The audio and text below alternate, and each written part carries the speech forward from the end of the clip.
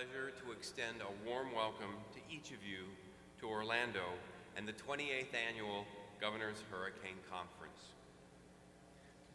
So,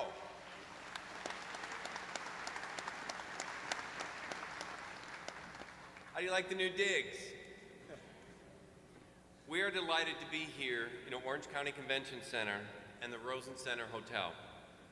We have a lot of new and exciting things in store for you this year. First, as you already know, this is the first of several years we will be hosted here in Orlando, Florida. We thank Central Florida for welcoming us and offering us new opportunities that will enhance our program and our conference. Second, our newly incorporated Marketing and Outreach Committee has instituted a multifaceted social media program and even made its way into our theme. We are now on Facebook, Twitter, Google+, YouTube, and even have an interactive app for the conference. So please, like us on Facebook at Florida GHC, that's all one word. Follow us on Twitter at FLGHC. Monitor hashtag RethinkRisk, hashtag GHC 2014, hashtag QuackAttack, and download our new mobile app on iTunes and Google Play. Our mobile app will help you navigate your way through the conference. Please give us our feedback to help us improve next year and let us know how we might be able to reduce our costs and waste by maybe downsizing or even eliminating our printed program. Next, I would like to invite each of you to take part in our virtual social media exercise, or SEMX, that is going on throughout the conference. The city of Duckville has been ravaged by high winds, heavy rains, and storm surge. Mr. McDuck really needs our help. This real-time interactive social media exercise will help new and experienced social media users know how to use this technology and how it can impact emergency management.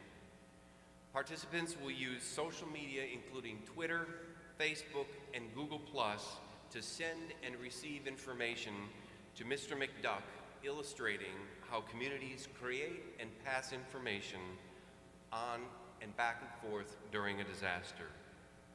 All of these activities will be educational as well as quite entertaining. Best of all, SEMX won't require you to take any time or block off valuable time from your packed schedules. It's all virtual. There will, however, be an optional wrap-up session where participants can pull all of their information from the cloud and glean what they've learned from other participants. This workshop will be held on Friday morning at 10:30 a.m. in Salon number 10 at the Rosen Center Hotel. We would like to thank the Florida State University Emergency Management and Homeland Security Program for developing and conducting SEMX. If you would like to participate in SEMX, simply visit the SEMX desk in the GHC registration area on the first floor of the Rosen Center Hotel. And I assure you that no ducks will be harmed in the conduct of this exercise. As you can imagine, in order to provide you a cutting-edge conference like this, it takes a great deal of support from many of our partners. The Governor's Hurricane Conference has 4 sponsors: the Florida Emergency Preparedness Association, the American Red Cross, the National Weather Service, and the Florida Division of Emergency Management. Without the generous support of these agencies, the conference would pale in comparison to what you see today. Each sponsoring agency holds a director's seat on the board of directors, and we also have officers and committees composed of representatives of each of the sponsoring agencies. All of these individuals and their volunteers donate many hours of their time to manage the operational aspects of the conference. On behalf of the Governor's Hurricane Conference and the Board of Directors, I'd like to simply thank each of the sponsoring agencies and their representatives for all of their tremendous support of the conference. I also want to take a moment to thank the hundreds of volunteers that are working behind the scenes to make this conference so successful. Our room monitors, registration staff, logistical volunteers, and countless others will log thousands of hours to make this conference an outstanding experience for you. We owe our volunteers a debt of gratitude. Let's all show them our support and give them a round of applause.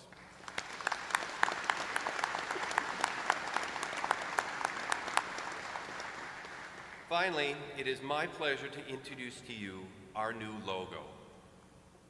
The board and officers felt that a refreshed logo was in order since the current logo has been in effect for over 20 years. While maintaining our traditional color scheme and the hurricane icon that emphasizes our clear mission, the simplicity and clean font of the new logo make it contemporary enough to carry us well into the future. Look for our new logo to appear on all branded material at the 2015 conference.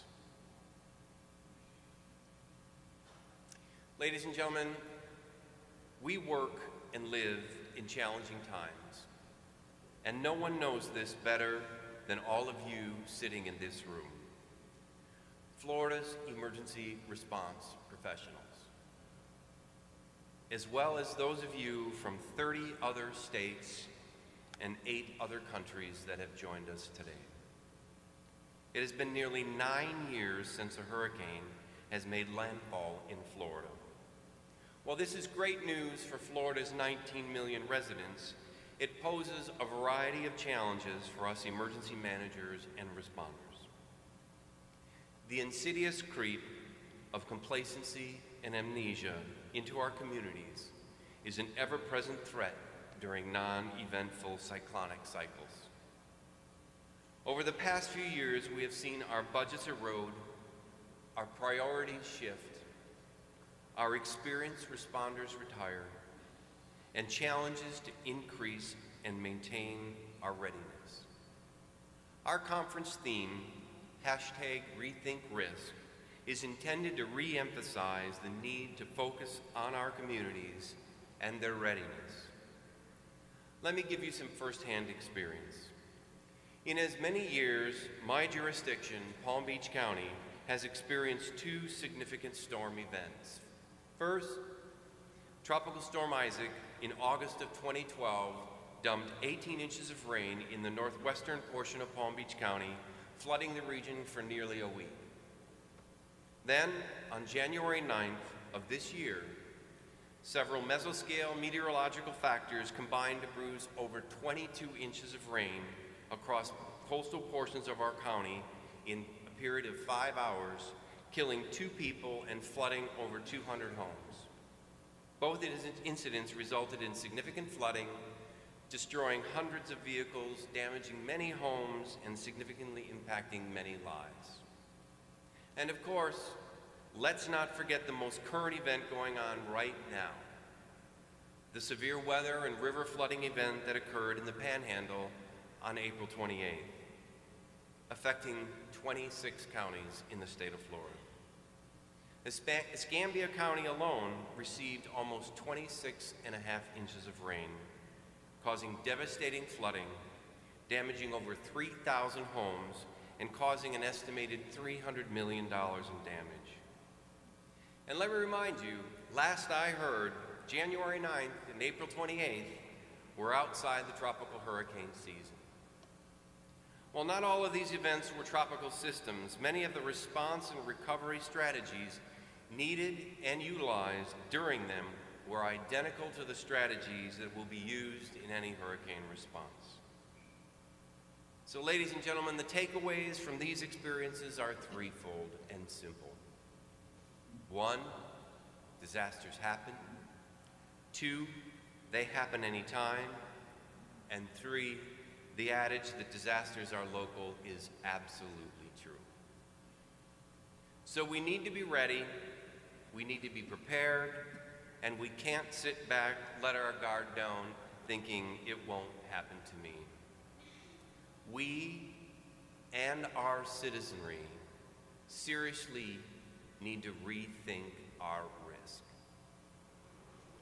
With the advent of new technologies such as social media and innovative communication systems, we need to leverage those opportunities to reinforce to our elected officials, our decision makers, our stakeholders, our educators, our businesses, our citizens, and our visitors the significant threat that hurricanes pose to Florida.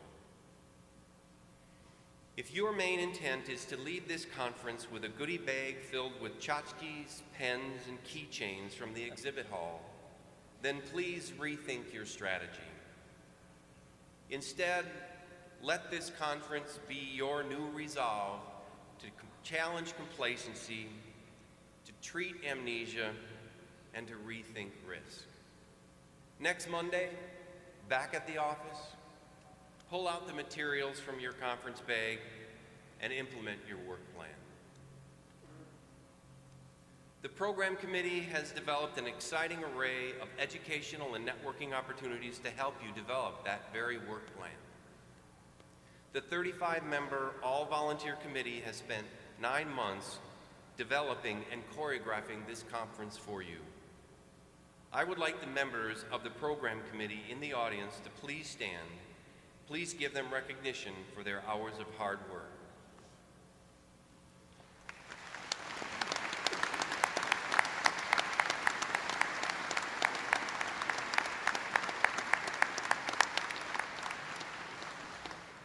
I think we have prepared an excellent program for you. We have carefully chosen qualified and experienced faculty to present the material in each of the programs. With 46 training sessions and 48 workshops, the Governor's Hurricane Conference remains the premier event for the delivery of economical training and education to ensure your ability to adequately respond to and recover from tropical events. This year's training sessions, workshops, and general session will not only look at new technologies and best practices, but will also focus on innovative ways that you can rethink risk. We welcome you in that discussion. Before we get started with this morning's general session, a few housekeeping issues. First and foremost, should an emergency arise, please calmly exit to the rear of this room, toward the fire exits, and then continue to follow the exit signs. Restrooms are in the back of this room. Name tags that were issued to you at registration must be displayed at all times during all official conference activities. Please, out of consideration from our speakers and courtesy of your fellow colleagues in the audience, turn your cell phones, pagers, and tablets to silent or vibrate mode. This general session is being recorded and live streamed. The recording will be posted on our website in a few weeks. Feedback from our attendees has always been an important part of the Governor's Hurricane Conference. This year we are conducting an online survey for you to share your suggestions and constructive criticism. You can access the survey on your mobile device, on a computer located in the GHC registration area of the Rosen Center Hotel, or volunteers will be roaming in the exhibit hall and other areas with mobile devices that you may use. The survey will also be available for the week after the conference on our website, and the link is in our new mobile app as well. Just go to the Survey tab. Please complete the survey at the end of your conference experience so that we may get your complete evaluation of the conference. Personalized certificates of attendance for training sessions should have been distributed to you at the end of each training session or by other arrangements announced by the lead instructor. If you took a G course this week, the Governor's Hurricane Conference certificate that you received can be uploaded into CertTrack and will be accepted by Florida Division of Emergency Management as an official certificate of attendance for the course. Overall conference certificates can be picked up at the GHC registration area of the Rosen Center Hotel beginning tomorrow afternoon. You must be registered for the conference to receive this certificate, and remember that these certificates cannot be mailed. Those of you registered for conference only and are just joining us today may attend any training sessions that begin this afternoon based on space availability. Tomorrow at noon, the awards luncheon will be held over at the Rosen Center Hotel in Grand Ballroom A, B, and C on the first floor.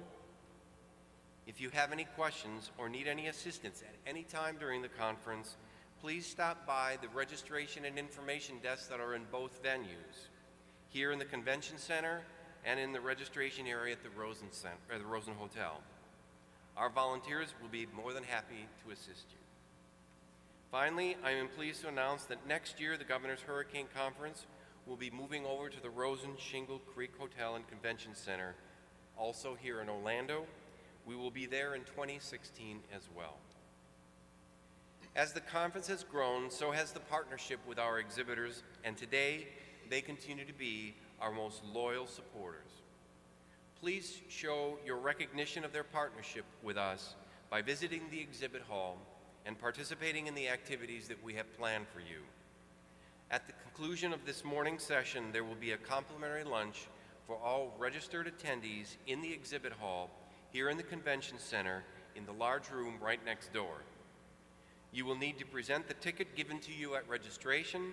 Those of you that are not registered are welcome to sign in as guests to the entrance of the hall and visit the exhibits. This evening at 5 p.m., there will be a complimentary reception with hors d'oeuvres in the exhibit hall for all registered attendees. Again, please remember to wear your name tag and bring your ticket for a free beverage. Tomorrow, beginning between 10:30 and noon, we will have dedicated time exclusively for exhibit hall. The exhibit hall closes tomorrow at noon, so be sure to manage your time appropriately. Now let's get started with our general session. Our first speaker to welcome you this morning is the Honorable Pete Clark, the Vice Mayor of Orange County Board of County Commissioners. The citizens of Orange County elected Mr. Clark to Commission District 3 in 2012. Prior to his election, Vice Mayor Clark was the Orange County government's executive with over 30 years of experience managing over 1,000 employees and a budget in excess of $100 million. He has served on numerous advisory boards, including the Health Council of East Central Florida, the Child Advocacy Center Advisory Board, the United Way 211 Advisory Board, the Florida Public Health Association, where he was past president, and the Central Florida Drowning Prevention Task Force, where he was founder and chair. He received his bachelor's degree in marine biology from the University of West Florida and his Master of Science degree in Education and Public Health from FSU. It is my pleasure to introduce to you the Honorable Vice Mayor Pete Clark.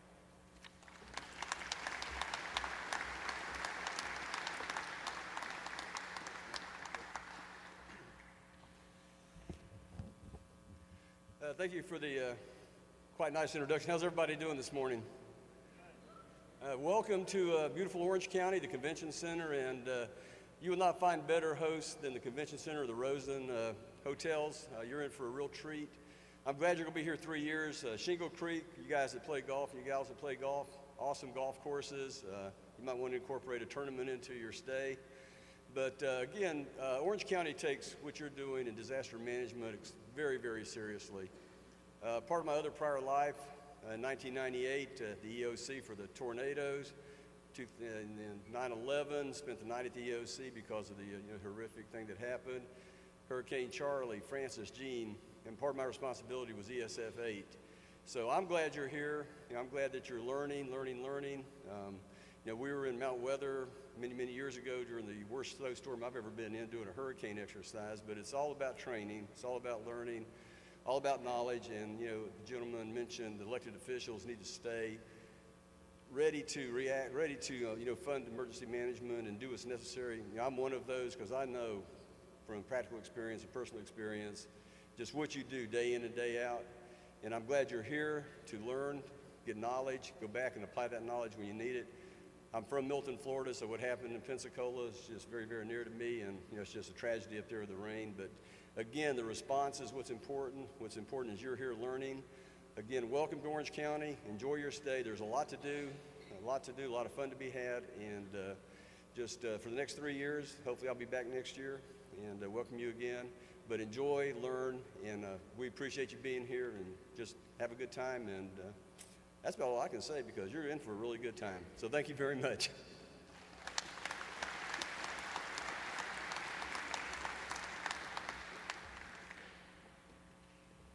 Our next speaker this morning represents one of our sponsoring agencies, the Florida Division of Emergency Management, Mr. Brian Kuhn.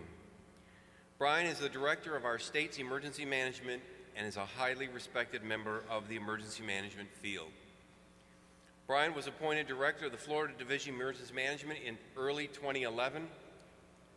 Prior to heading the Florida Division of Emergency Management, Brian served as director of emergency management for Walmart stores. His private sector service was preceded by a 7-year career in the U.S. Navy, working in several different emergency management capacities.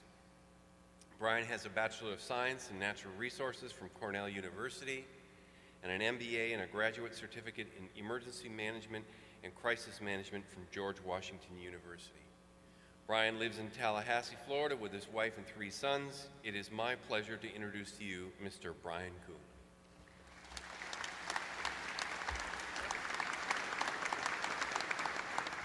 Morning, everybody.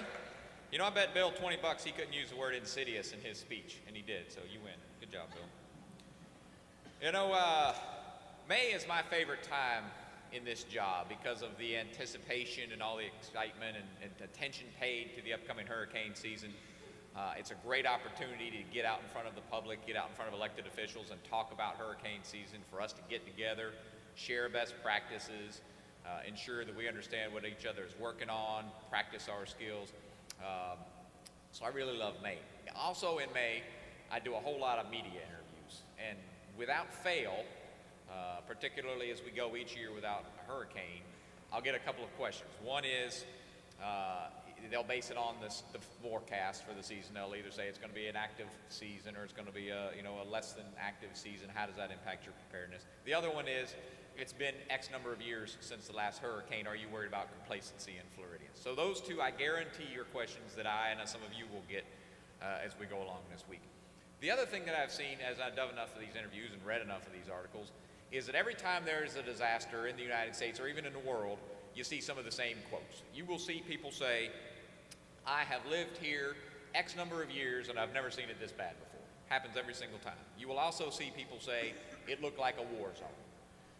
Those two quotes come up in almost every disaster article that you read about. Unfortunately, those two are often followed by a third quote, especially in the United States, that says, I did not have flood insurance, or I did not have earthquake insurance, or I did not have landslide insurance, or whatever it is specific to that type of hazard. And unfortunately, the 4 things that I mentioned before that directly impact that last one, that last bit of preparedness that we seem to be missing out on. And I think there's a couple of reasons for that this is indicative of and drives some of that behavior. The first is people have a hard time relating to a disaster that they have not personally experienced. If they have not personally been through a hurricane, if they have not personally been through an earthquake, they can't fully conceptualize the impact that it could have upon them and their family. And if they can't fully conceptualize that, then it prevents them or it hinders them from taking the appropriate precautions. It prevents them or hinders them from having a plan, from having a disaster kit, from going a little bit extra necessary to get a flood insurance policy or an earthquake insurance policy. And that becomes problematic after the disaster, because then they discover that the other programs that are in existence are not going to make them whole in the same way that those insurance policies could have, or that the things that they could have done ahead of time that would have been extremely simple then are going to be extremely complicated afterwards.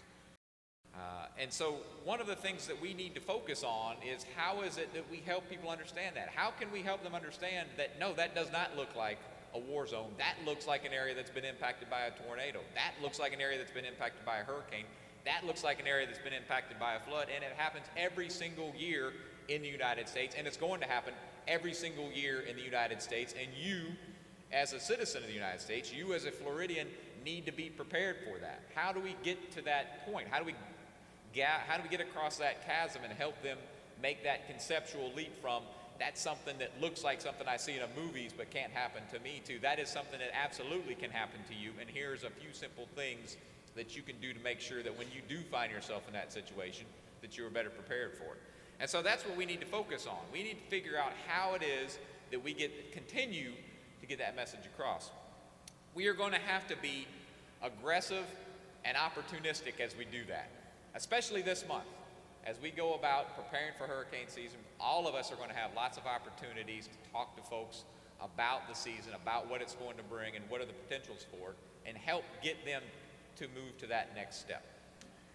One of the things that we can do is meet them where they are. And when I say them, I'm talking our stakeholders. And our stakeholders are many. They are the general public. They are the elected officials. They are the other organizations that help us through this process. We need to meet our stakeholders where they are. And I don't just mean physically. I don't just mean we need to go to their offices. We need to go to where they're going to be in a physical location. We need to meet them where they're going to be able to hear things communication-wise. And we're doing a great job on using social media and other media platforms so that the message is actually able to get to them. But we need to meet them emotionally. We need to meet them mentally. We need to get to them at the time when they are going to be most receptive to that message. Because it's one thing to get the message out there and do interviews and have booths and other things where we hand out promotional material. Those are all fine. But we've got to continue to figure out how it is that we meet them at a point where they're able to digest that information and most receptive to that information and able to take that and move on to the next step. That's what we've got to do to ensure that this message is getting through to those folks. And to do that, oftentimes the best way to do that is during a time of change. And there's lots of different opportunities when those changes occur. For elected officials, it could be an election or a change in administration. As that new administration comes on board, as they start to take a look at changes in personnel, as they start to take a look at changes in policies, use that opportunity to get in front of them and say, hey, here's what we do in emergency management, here's some things that you should be aware of that could impact you during your term in office. Here are some recent changes in FEMA policy at the national level or state policy that you should be aware of. Use those changes when people are going to be receptive to that, when they've got some availability, because as they get further into their administration, they will be overwhelmed with the other day-to-day businesses. And so take advantage of those. Jump on those early and aggressively. Utilize those opportunities that come across through other things. If you have a disaster somewhere else in the state or in the country, use those as a talking point to folks. Use the floods in Pensacola, use the floods in Palm Beach to go to your elected officials and say, if that happened here, here's how we would deal with the situation. And more importantly, here's what I need you to know and here's what I need from you in that kind of situation. Use the same thing for your citizens as well. Use those talking points to say this can happen, this does happen, but here's how you can make it better for yourself in your community. So jump on those aggressively. You have to be ready for those opportunities because the windows are short. The windows are very short. They will pay attention to it for a little while and then they will move on to the next thing. So again, use those opportunities when things change. It doesn't have to be, however, disaster related or election related. Other things provide us opportunity as well. Changes in the financial climate offer us opportunities, both up and down. If the financial climate is getting better and people have a little bit more money to spend on things like home improvement, use that as an opportunity to help people say, hey, here's something you can do to make your home a safer place. You can do these few simple, inexpensive things, and you will be better prepared for the next time there is a storm cycle. It works in the auto industry. People certainly today expect and demand more out of their vehicles when it comes to safety features. And so it's been demonstrated that people are willing to pay for that. We can do the same thing when it comes to our housing stock. And as the state's economy continues to improve, now is the time to do that. As we are building new houses in the state, as people are beginning to see a little bit more money in their pockets for those home improvements, use that opportunity. Use it on the downside as well, though. If the economy is going down, help have that conversation and say, you may not have necessarily all of the things you're going to need after a disaster. So plan now. Think about the things that you can do, the simple low-cost items that you can do that will put yourself in a better position financially if you should have a disaster. A disaster kit may cost you a couple $100, but it's going to save you thousands of dollars after a storm. Or this kind of insurance, again, especially if you don't live in a flood zone, may only cost you a few $100, but it will save you tens of thousands of dollars after a storm. So be aware of those kinds of changes as well. And then finally, utilize those just-in-time opportunities as they become available as well. We will have, regardless of whether we have a landfalling hurricane or tropical storm in the state this year, there will be storms out there. There will be storms in the Atlantic. There will be storms in the Caribbean. They will generate lots of media coverage. Jump on those whenever possible. And get there, partner with your media, your local media, to have that conversation, to get out in front of folks and say, I don't know whether the storm is going to impact us or not, but here's the things that you should be considering at this point right now, because that's when they're going to be paying attention. They're going to be paying attention not necessarily when it's blue sky, but when there's potential for gray sky. You leverage that opportunity, get them out there to start thinking about the disaster kits, the plans, the insurance, etc. So again, there's lots of opportunities for us in this room. We are the ones who are going to have to push that messaging out there, because this is all we think about. You know, let's take advantage of those other programs out there, get them in front of our stakeholders, help them understand how they can help improve their situation, because in doing so, it will increase our ability to assist those who can't help themselves. It will assist our ability to focus on those who are unable to prepare themselves, unable to prepare their families, who are going to be overly impacted by the storms. And in doing, by allowing those who can prepare and help themselves, we'll be able to much better help those who can't help themselves. So my message to you this morning is for us not to be complacent, for us not to be content with what we are doing today. We're doing a good job of getting the message out there, but we can continually do better. We can continually look for those areas of opportunity when we can reinforce that messaging. We can target those specific audiences. We can get them exactly the message they need, exactly when they need it, so that we can start making significant impacts. It's going to require a lot of partnership. No single entity at this conference can do it by themselves. It requires all of us to sit together and figure out how we can collaborate on this, how we can best make sure that our resources are maximized in this, but it's extremely doable. So use this week, use the hurricane exercise next week, use all of the opportunities we have to sit with your partners, identify where the opportunities lie, where the gaps are, and how it is that you can assist each other in doing this and getting that message out there aggressively, moving the ball forward so that we can make sure that Florida continues to be the best prepared state in the nation when it comes to hurricane and other natural disasters, and the best state in which to respond to and recover from natural disasters. So thank you all for being here. Have a wonderful week. I look forward to interacting with all of you this afternoon at the training in the exhibit area. And again, have a wonderful conference, a great hurricane exercise, and a good hurricane season. Thank you very much.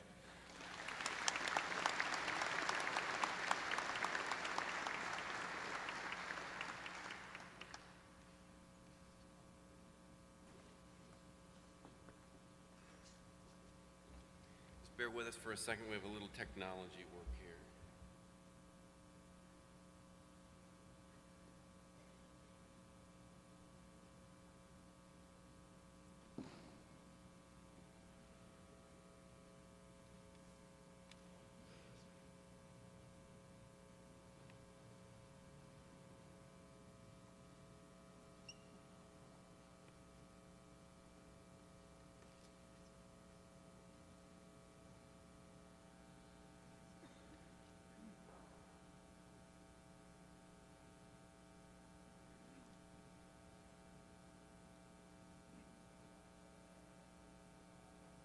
Room for me to do cartwheels.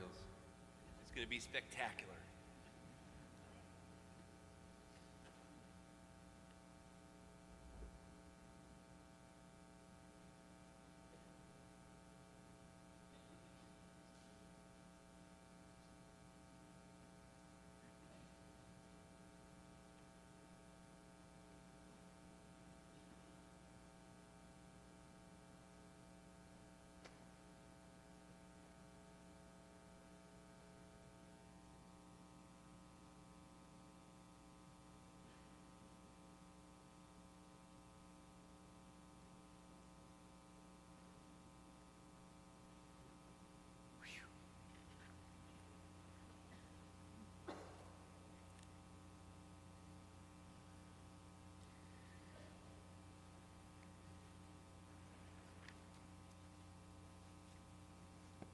Thank you very much for your patience. I hope you were tweeting during all that time. Thank you very much, right? Very good. And thank you for those of you who have been socializing on the media during that. I appreciate that. Unfortunately, I regret to announce that Governor Rick Scott is unable to be with us today, so our next speaker this morning is Dr. Richard Knabb, the director of NOAA's National Hurricane Center in Miami, Florida. Dr. Knabb received his bachelor's degree in atmospheric science from Purdue University in 1990 and his master's of science and doctorate in meteorology from Florida State University in 1993 and 1999, respectively. Dr. Knabb completed his postdoctoral work at the University of Hawaii in 2000. Dr. Knabb was a research meteorologist and lead forecaster at the Mauna Kea Weather Center in 1999 and 2001. He joined the Risk Management Solutions in Newark, California in 2001 as an assistant product manager for weather risk. Later that year, he joined NOAA's National Hurricane Center as a science and operations officer and was a senior hurricane specialist there from 2005 to 2008. In 2008, Dr. Knabb became deputy director of NOAA's Central Pacific Hurricane Center in Honolulu, Hawaii. He served in that capacity until 2010, where he joined the Weather Channel in Atlanta, Georgia, as its on-air hurricane expert and tropical science program manager. He rejoined NOAA's National Hurricane Center in June 2012 as its director. Dr. Knabb has worked toward the National Hurricane Center's providing new products and services. This includes a strong emphasis on individual hazards such as the potential storm surge flooding graphic in 2014 and the storm surge warning in 2015. He continues to work very closely with emergency managers, media partners, and the international community. Dr. Knabb is a member of the American Meteorological Society. It is my distinct honor to introduce to you Dr. Richard Knabb.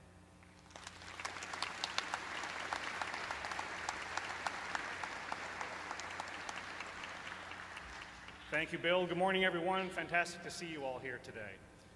I love this theme of the conference, the Rethink Risk, and I can't help but tell a story that kind of falls into that, and you'll see why in a little bit. Years ago, my wife was pregnant, and I'm sorry if some of you heard this story before, but oldie but a goodie. My wife was pregnant, and early on in the pregnancy, we went to the ultrasound technician. Not unlike a meteorologist looking at satellite imagery, right? Can tell you everything about what the picture is on the screen that they're looking at, what it all means, and that is the time at which we found out that we were going to have a daughter, and they explained why, and they were so confident in it and so forth, and so the next several weeks we spent getting ready and having baby showers, and we were lavished with dresses and painted the room pink, and then a few days before she was scheduled to give birth, we went back to the ultrasound for one last check to see if the baby was healthy, and the ultrasound technician looked at both of us with a big smile and said, "I hope you're looking forward. I imagine you really are excited that your son's about to be born." Say, what? We thought we were going to have a girl. And the ultrasound technician says, "Well, who told you that?" We said, "You did 6 months ago." It was the very same person who had expressed all this confidence in what they were thinking and doing.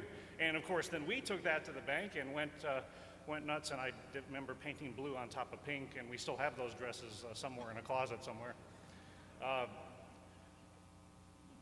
That obviously is not as serious of an outcome as a hurricane, but it does remind me of the whole issue of dealing with things that have a small chance of happening. You know, we were told 90-something% chance it was going to be a girl. We took that to the bank. You know, there was what, a 1 or 2% chance that she was wrong. And in the hurricane world, that's unfortunately one of the aspects of this problem that makes it so difficult, is that the chances of a hurricane hitting a particular person where they live this year are pretty small. But the consequences are much greater than the story I just told you. The consequences are very great if you don't do something ahead of time, and you don't get an easy do-over like I did in that story. Of course, now my son is at the age where he's starting to look into colleges and wants to think about what university he wants to go to. He's 9. A couple years ago, we went to Florida State, where I went to grad school, and he toured the engineering school, and he toured the meteorology department, and he's already thinking through what he wants to do when he goes to college. He's a computer nerd like me, and is into technology and all of that. And one of his favorite phrases is, "Daddy, I know what I'm doing. I know what I'm doing." You know, and don't we all think that? Living in this hurricane-savvy state, right? We all know what we're doing. The residents of this state are prepared. I've got family and friends all over the state of Florida. You know, we're all set, right? No. I've got family members who still to this day say things that make me shake my head, and because it shows how unprepared, you know, they are and we are. And the more years that go by without a hurricane threat, the more people move to the state that haven't dealt with it.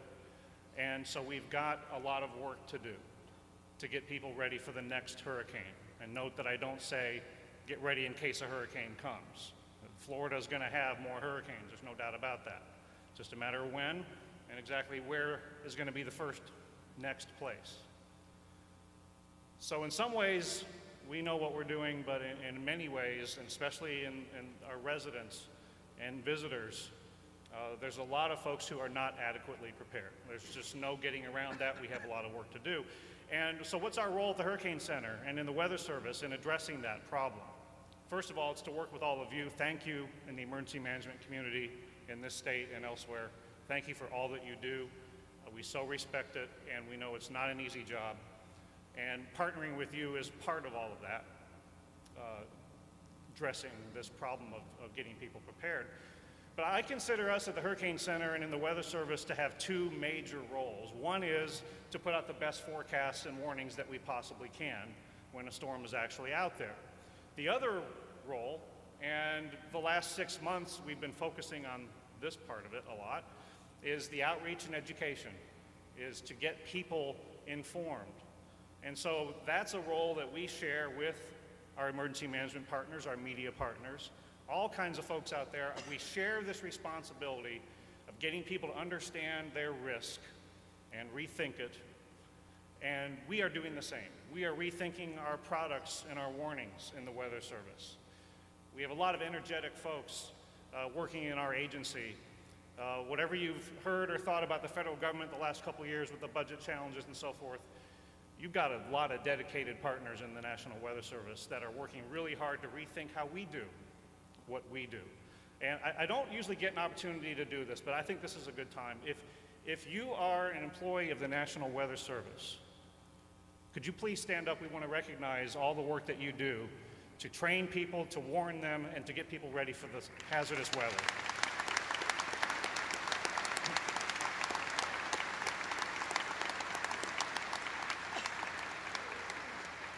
And I see some colleagues at local forecast offices here in the state of Florida, and I tell you what, you're lucky here in the state of Florida to have some folks at the local WFOs that are really on the forefront of working with us to enhance our product and warning suite. And I know they've been directly involved in providing a lot of training already this week, and you'll see plenty of examples through my talk here about what we at the Hurricane Center have been doing with our local WFOs. And I know they partner with you at the local level in a very, very important way. So we're all working on trying to rethink our product and warning suite, do the things that we think have been working well, continue to do those and do those better, but also come up with some new products, some new warnings, some new ways of doing things that would focus on the hazards. And that's why I titled what I'm talking to you about, Focus on the Hazards, because there are so many things that distract people from really understanding what hazards could affect them where they live. And as a result of that, I'm convinced that people don't prepare properly where they live for the hazards they might actually face one day. And I'm going to talk to you a little bit about some of the things that do get a lot of focus that I wish would get less. and how we can try to message some of those things. So the first thing, as we try to focus on the hazards, is to not focus so much on overall seasonal activity. This is a topic of great interest this time of year, as Brian Kuhn mentioned. It's a very challenging time of year because as the seasonal forecasts go out, you see all kinds of renditions of what that means or what it doesn't mean. And for the last few weeks, I've already seen plenty of stories in the media talking about last year. The seasonal forecast wasn't terribly accurate, which is true, by the way. It was a lot less active overall than most of the seasonal forecasts said. And one thing last year teaches us is that the overall seasonal activity does not directly translate into nobody was impacted. And if we tend to take a US-centric look at things sometimes here in this country, but if you look at Mexico last year, and you don't even see all the impacts on that map because they were combined in the Atlantic and Eastern Pacific basins in Mexico last year, affected by 9 different tropical cyclones, multiple fatalities, wind and especially water impacts. So much so that we retired the name of Ingrid earlier this year on the Atlantic side because of the numerous fatalities that it caused in northeastern Mexico, coming ashore at the same time as Manuel on the eastern Pacific side. So it is absolutely not true to say that there weren't any impacts last year. We were just fortunate in the US to have only had the one landfalling tropical storm here in Florida, which by the way did have a fatality associated with it, and one's too many. So yes, below average last year, but it doesn't mean there weren't impacts. And even in a below average year, people die, and there's damage, and we retire names. So even just looking at last year, we can convince ourselves that the overall activity doesn't really matter. And I know I'm talking largely to the choir here. I know you've heard this before, and you probably are out there trying to help us get the message out that the overall activity only means so much. And the seasonal forecasts don't tell you how to prepare. But again, I'm already seeing plenty of media stories that make it seem like that the forecasts that have already come out from various entities of a below average year somehow is good news. Okay? It's not necessarily the case. Look at 2010. Here's a year that was way above average by nearly every measure. Not one hurricane came ashore in the US. Other places were affected, but the US was not. So clearly, when you say it's an above average year, you're not guaranteeing anybody they're going to be hit. And then the exact opposite of that is a year like 1992 that we've all probably talked about a lot, but it's worth reiterating in case you're not familiar with this or you want to refresh your memory. 1992, 7 total storms, 4 hurricanes, 1 major hurricane. If I could, with 100% accuracy, issue a seasonal forecast right here, right now where I stand, and by the way, I would never do that. But if I was to do that, 7, 4, and 1, would that make us feel any better? And if I could guarantee 100% accuracy? I hope not, because 1992, that 1 was Andrew. And if anyone thinks, well, 1992, I know, I've heard that example, that's an oddball, that was kind of weird. That usually doesn't happen. Oh, actually it did.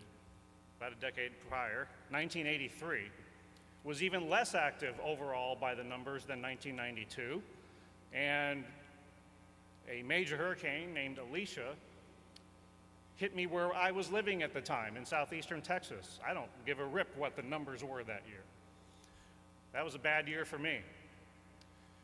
So clearly, the overall activity does not translate into telling you what kind of impacts are going to happen in any one spot. As we've already heard today, the disasters are local, the seasonal forecasts are not. And I beg of you, if you're someone who's one of our media partners in the room, as you do the stories leading up to hurricane season, and I know the seasonal activity levels and the seasonal forecasts are a story, but one headline I've already seen read something like, below average year, we'll take it, sounds good. And if a friend or family member of mine reads that, I'm pretty sure that pretty soon, next time they see me, they're going to say, so I hear it's going to be a pretty light year, and I'm not too worried. It happens that quickly. And so I don't want to underestimate the seriousness of this messaging problem. How we message the seasonal activity, the seasonal forecast, can directly affect if, how, when, somebody prepares at all. And so we've got to get ahead of this issue and get people focused away from that and focused more on the hazards that people could experience directly where they live. Another distraction from focusing on the hazards and getting people to think about their risk and rethink it is, and again, this is human nature. We try to look for something about the storm, something about the situation that will convince us that it's not going to be so bad. You know, people do that with the seasonal forecast. They do that with the actual forecast of a storm on our doorstep. Oh, it's just this category. Oh, it's just a tropical storm. Oh, it's this. Oh, it's that. Or they compare it to the last one. It doesn't look that bad. And I think we've learned from many past tropical cyclones in recent years that you can have a really bad event regardless of whether it's a tropical storm, hurricane, major hurricane, post-tropical cyclone, tropical wave, whatever it is. There are hazards that we have to focus on in every one of these cases. And they're going to be different in every case, but every storm is different. And so, and if you could recognize the damage photos and which storm and year it was, then you are definitely in the know on hurricane history. We know Charlie well in this state. These are pictures that I took on an overflight with Max Mayfield after it made landfall. And of course, Charlie, a very intense, small hurricane moving along at a fairly good pace. And so it was not so much about the water, it was about the wind. Showed us that hurricanes are not just a coastal event. Here we are in Orlando, and I'm sure that we have people that we need to convince that they've got a hurricane wind problem here, that it isn't just a coastal problem, it's an inland problem as well. Point them to Charlie.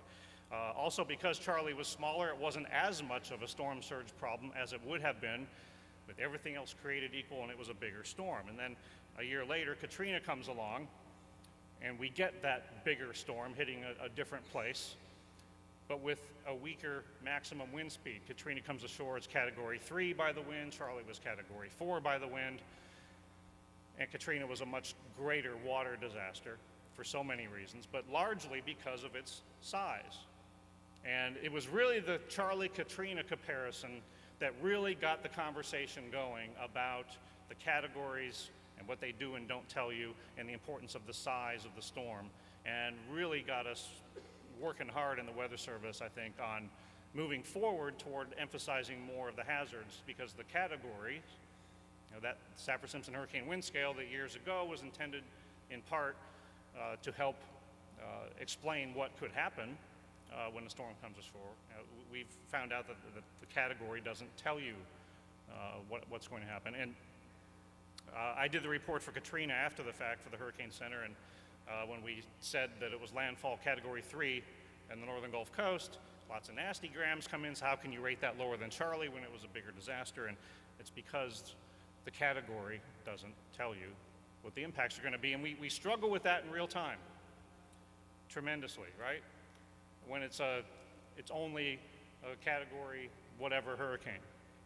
And we especially deal with that when we've got a tropical storm out there, and I don't need to remind you in the state of Florida how devastating Debbie was in some spots, having never become a hurricane.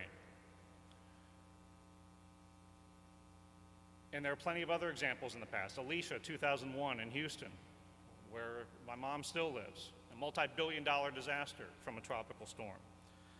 And Debbie, while not remembered for its overall wind impacts, it did have tornadoes, but look at all the water problems, both freshwater and storm surge that it caused. And every storm is capable of producing one or more of the main hazards that a tropical cyclone can bring.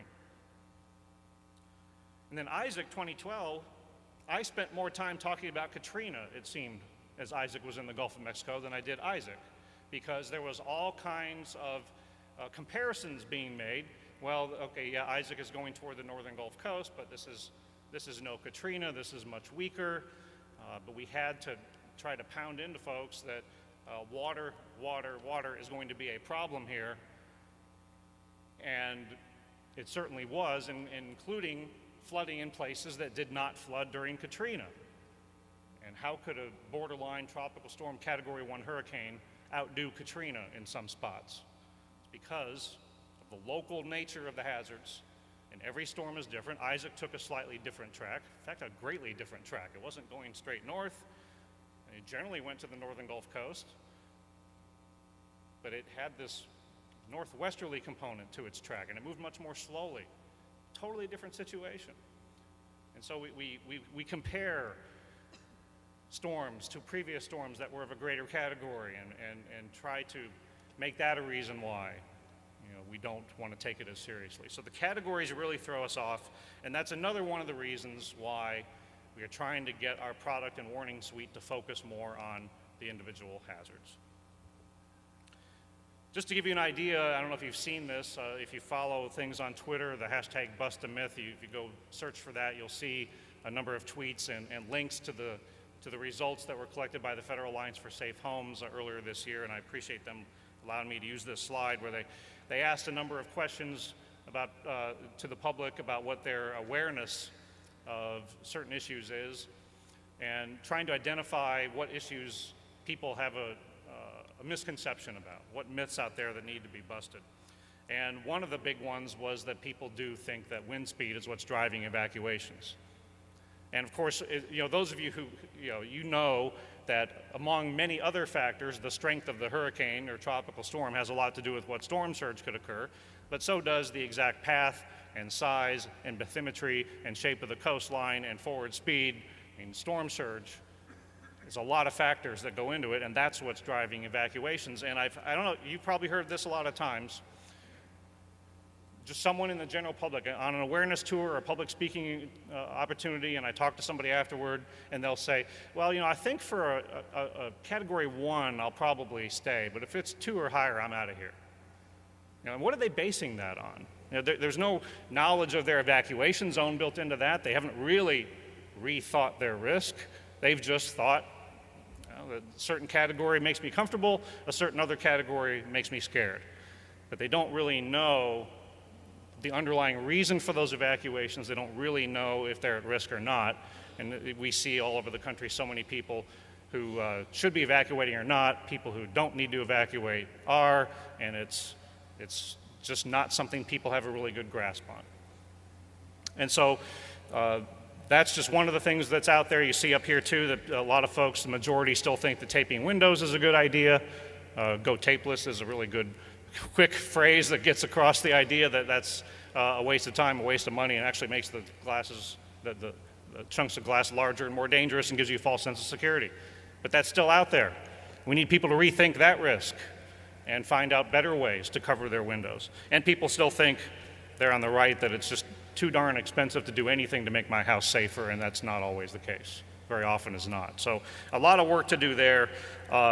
On tangible things. It's one thing to talk about overall general needs for people in the public to get a plan and get ready for hurricane season, but those generalized phrases don't tell people what they tangibly actually could do. When I say something about what people need to do to get ready for hurricane season, I imagine my dad is standing right next to me. And if it doesn't translate into something that he can go, okay, I will look into that.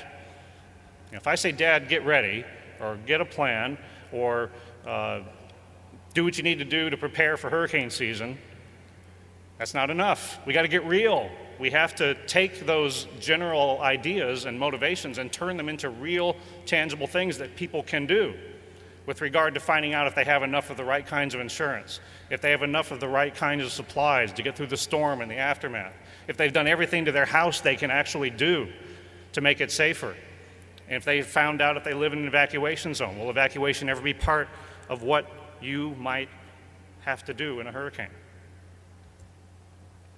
So this is a big question we've been asking a lot of folks. The reason I think this question is so important is not just because on the face of it, we want people to evacuate if you tell them to do so, the emergency management community. It's because I really believe that it is a fundamental piece of information that can raise people's knowledge level to the point where they can actually take the right steps. Talk about rethinking your risk. If you didn't know up until this moment that you live in an evacuation zone and might actually have to evacuate someday for a hurricane because of storm surge coming inland from the ocean, wow, you're going to be rethinking things big time. And there are a lot of people who don't know. if they live in an evacuation zone or not. I even had a media partner, and maybe I've told you, some of you this before. When I first started in this job, media partners interviewing me about what we were going to be focusing on, and we talked about storm surge some, and I went through this spiel about getting your evacuation zone and so forth, and then off camera afterward, this media partner told me, you know, come to think of it, I don't know if I live in an evacuation zone. You know, you need to do a story about you, right? It is so common that people simply don't know their risk, and they'll rethink it if they find out. And we, here in the state of Florida, I think are doing a pretty good job of making that available to folks, but I think we can make it even easier and be more proactive on helping people find out if they live in an evacuation zone. And I hope our media partners will help us do that. But if you find out you're in an evacuation zone, then I think that raises your awareness. You will start to rethink your insurance issues. You might actually think about where you're going to go and how you're going to get there if you're told to evacuate, instead of making that plan up in the last minute. And you'll probably rethink what supplies you're going to need to buy in advance, because you're going to be taking stuff with you if you need to evacuate. So the other thing about the evacuation zone, and that's why I put these visual aids up there, is that, you know, just like that category thing, oh, I'll stay for a 1 or a 2 and I'll leave for a 3. You know, not really based on the details. I think part of the problem of getting people to think about or look into whether or not they live in an evacuation zone is there's an assumption out there that it's a beachfront problem. If I can see the water, maybe I'll think about it. But if I'm not on a barrier island, if I'm not on or near the beach, that can't possibly be my problem. And look at these examples from around the state here. Blocks, miles, even tens of miles inland in some places go the evacuation zones. And I've said this many times, I consider the answer to this question to be something every person in the state of Florida ought to know the answer to. Because if the answer is no, you don't live in an evacuation zone, then you need to find a friend or a family member who does and be their inland evacuation destination. And you shouldn't be calling from Minnesota to offer that up. You don't have to go that far. Okay, so this can be a community-wide thing. So I hope we can work together to make it far more famous what evacuation zones people are in, easier to get a hold of that information, because I really think that will help people get started rethinking their risk way in advance. So that's just part of it. Then when there's a storm on our doorstep, we do have a new product from the Hurricane Center coming out experimentally this year on our website, what we're calling the Potential Storm Surge Flooding Graphic. And this is not an evacuation map. This is not a specific forecast of exactly what will happen at any one point. It is what the name says. It's a potential, at any one point, storm surge flooding map. How high above the ground could the water get at any one point you pick on the map? And you know, the time that I spent in the media was during a time, obviously, when we didn't have this graphic and I was covering a hurricane, and all we were able to do is make a graphic or say things about, you know, from this point to this point along the coast, you know, that area could get 4 to 8 feet of storm surge. Well, that didn't tell people a whole lot.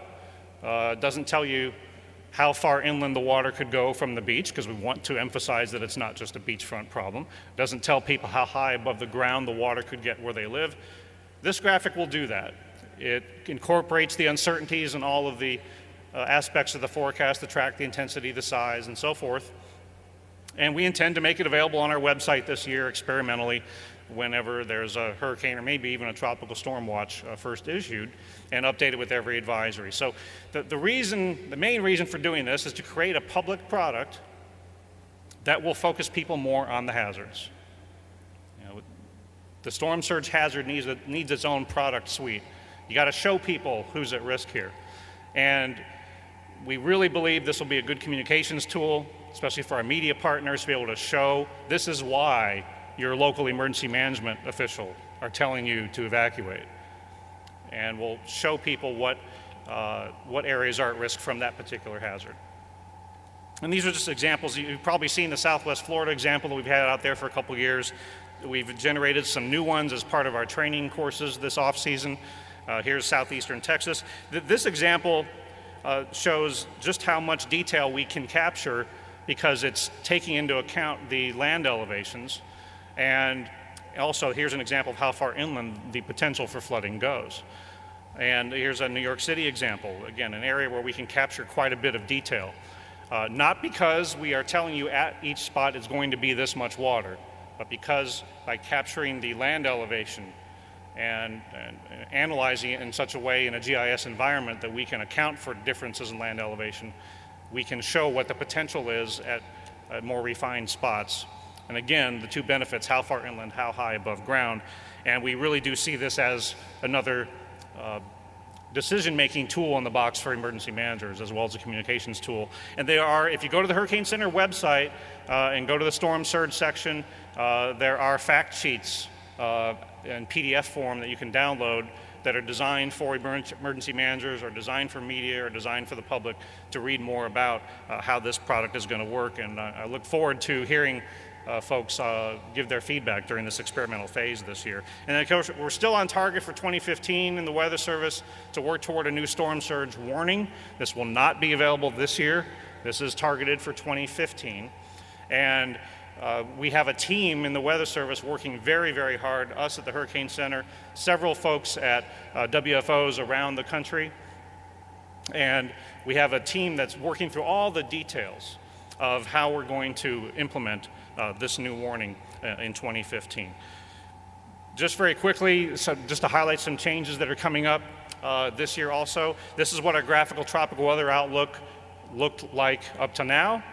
And this was actually pre-Debbie. You remember Debbie? This was a situation where it formed close to home. But this is what the graphic will look like coming up this year around July. An idea of where the systems are and where they're headed over the next 5 days that could become our next depressions and tropical storms. And then one last question I want to leave with you is, would it be beneficial, not this year, but maybe in some future year, to have watches and warnings before a tropical depression or a tropical storm forms? This is a question I would like your feedback on, because this is another way that we can focus on the hazards even before something is a depression or a storm, when the chances of formation are high, and within the next couple of days we could have land impacts. So these are things that we are thinking about to focus on the hazards. We are doing a lot of outreach and education. We even have our hurricane awareness tour on the Gulf Coast resuming next week, including up in Tallahassee, for example, and we're looking forward to seeing Brian Kuhn and others join us there. So thank you again for everything you do to help us focus on the hazards in our product and warning suite, and hopefully that helps you make the decisions that you need to do even better. And we'll look forward to your feedback and continued partnership. Thank you very much.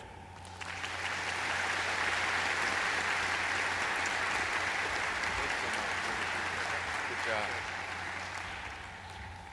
Thank you, Dr. Knapp. I really like your ideas of focusing on the hazards for sure. We are trying to identify the supersonic noise. I'm trying to mitigate that shortly. Next, it is my privilege to introduce to you Mr. Darren Wilson. Mr. Wilson currently serves as Program Manager within the Department of Homeland Security and Technology Directorate's Homeland Security Advanced Research Projects Agency Resilient Systems Division. The focus of the research and engineering efforts that Mr. Wilson is currently managing are centered on maximizing system resiliency and preparedness centered through end-user performance optimization and enhanced training efficiency so as to increase operational capabilities. Mr. Wilson is currently responsible for planning, budgeting, management, and execution of a multi-year, multi-project portfolio that includes projects such as image quality assessment, screener selection and training, advanced imaging diagnostics, and National Hurricane Program modernization. Mr. Wilson was previously employed as a systems engineer with Northrop Grumman Corporation. Mr. Wilson was also in civil service as a scientific and technical advisor for human factors with the Federal Aviation Administration at their headquarters in Washington, D.C. And while at the FAA, Mr. Wilson coordinated human factors research and engineering efforts within the Surveillance Systems Engineering Office. Mr. William Wilson currently serves as a Defense Acquisition University Certified Program Manager and Certified Contracting Officer's Representative, and is a board-certified Human Factors Engineering professional. Mr. Wilson received both his BS and MS in Human Factors and Systems from Embry-Riddle Aeronautical University. It is my pleasure to introduce to you Mr. Darren Wilson.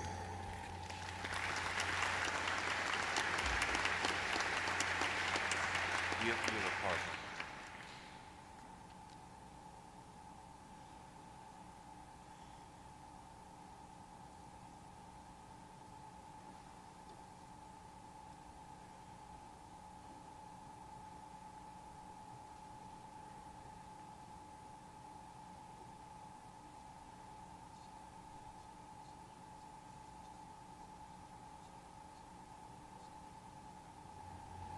Okay.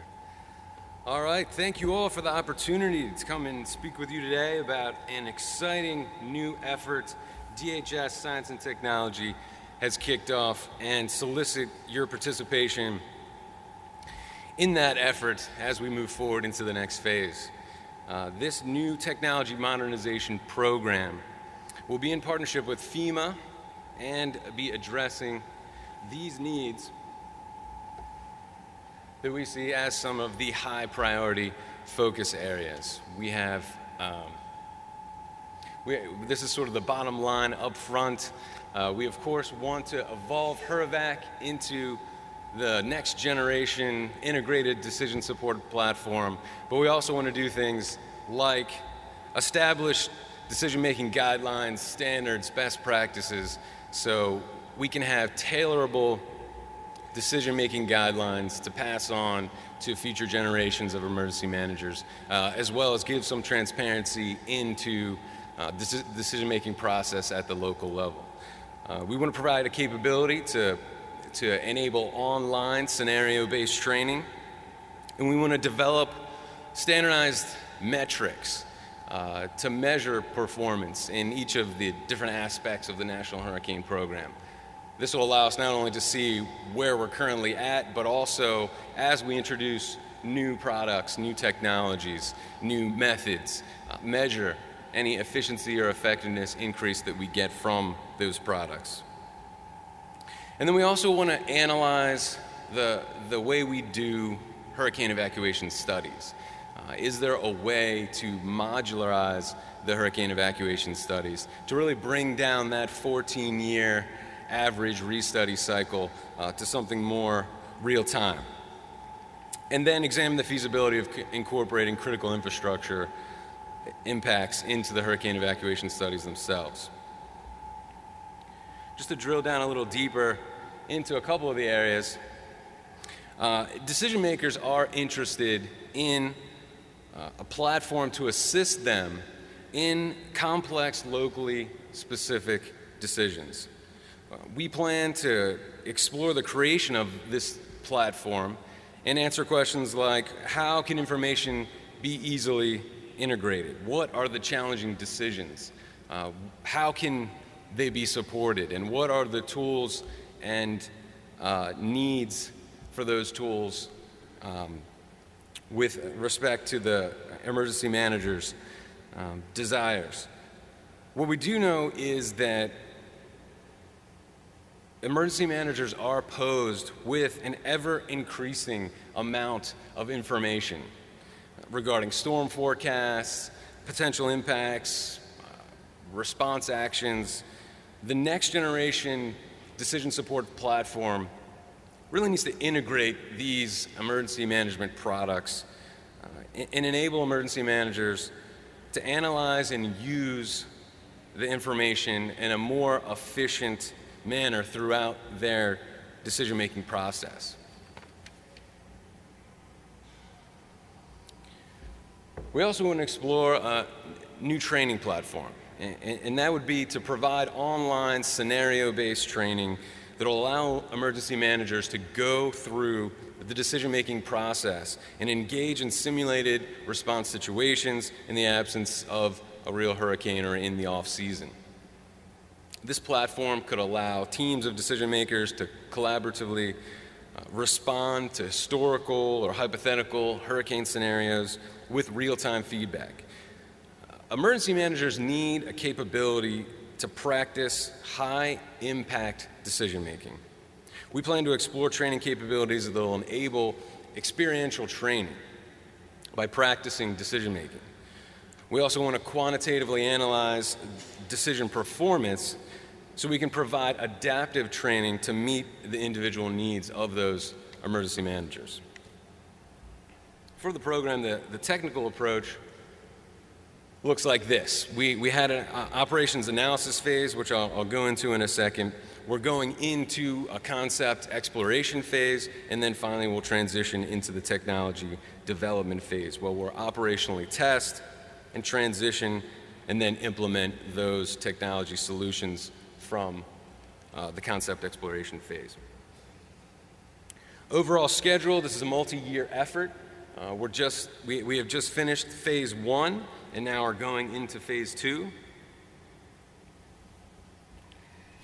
And the operations analysis phase that we just came out of involved a hybrid research team from MIT Lincoln Laboratory and Sandia National Laboratory. Over the past 7 months, they went out, conducted over 50 interviews, visited the HURVAC developer, visited the National Hurricane Center, participated in some of the training sessions offered by the National Hurricane Center. And through our analysis efforts, we've been really impressed by everything the National Hurricane Program already does, and how passionate everyone we interviewed was about their responsibilities. We're also struck by the fact that EMs are really faced with very difficult decisions, and our hope is that collaboratively we can work to have some outcomes from this effort, make that job a little bit easier. In addition to those interviews, our research team has examined training materials and other reports, such as the HURVAC user survey, as well as decision matrices of some of the local EMs, sample briefings given by EMs and weather forecast officers, the analysis of the information from these structured user interviews, as well as the other data gathered, was used to determine what the next steps would be in this modernization process. And these are what the next steps look like.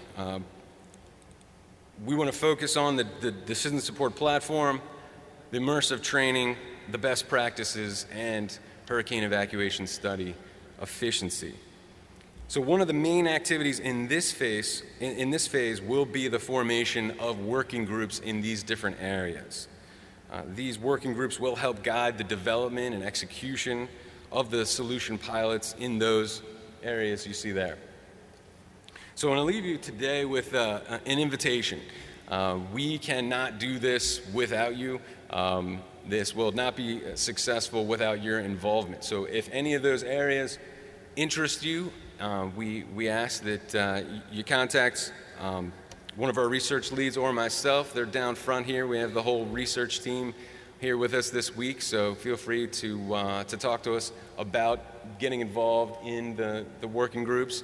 And we look forward, thank you in advance, and we look forward to working on National Hurricane Program technology modernization with you over the next couple of years.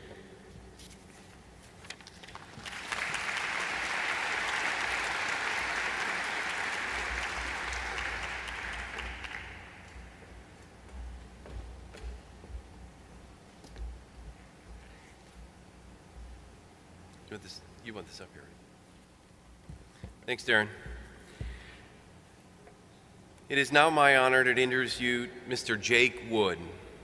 Jake Wood is the co-founder and president of Team Rubicon, a disaster relief nonprofit known for extraordinary efforts during the 2010 earthquake in Haiti. Jake uses his military experience to speak about leadership in high-stakes situations. Jake is also the founder of POS REP, the first mobile, proximity-based social network designed exclusively for the veteran community. Prior to Team Rubicon, Jake served as a sergeant in the United States Marine Corps with deployments to both Iraq and Afghanistan as a scout sniper. He received numerous awards in combat and was the honor graduate of recruit training, the School of Infantry and Marine Scout Sniper course. Jake received a bachelor's degree from my alma mater, the University of Wisconsin, go Badgers, where he played 4 years of varsity football on a full athletic scholarship. Jake's awards include the University of Wisconsin Forward Under 40 Award, the Big Ten Conference Live Big Award, GQ Magazine's Better Men, Better World Award, and in 2012 was named a CNN hero. Jake's first book, Take Command, offering lessons in leadership, problem solving, and teamwork from the disaster zone and the battlefield to show how to be a first responder in today's high stakes, high pressure, highly volatile business climate, is set to be published in 2014. It is my distinct honor and pleasure to introduce to you Mr. Jake Wood.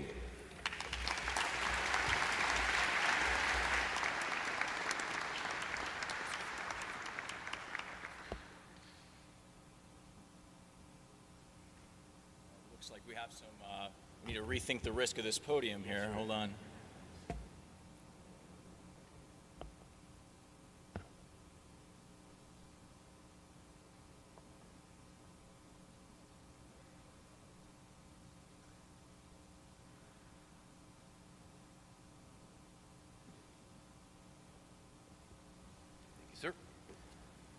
All right, thank you very much for the kind introduction.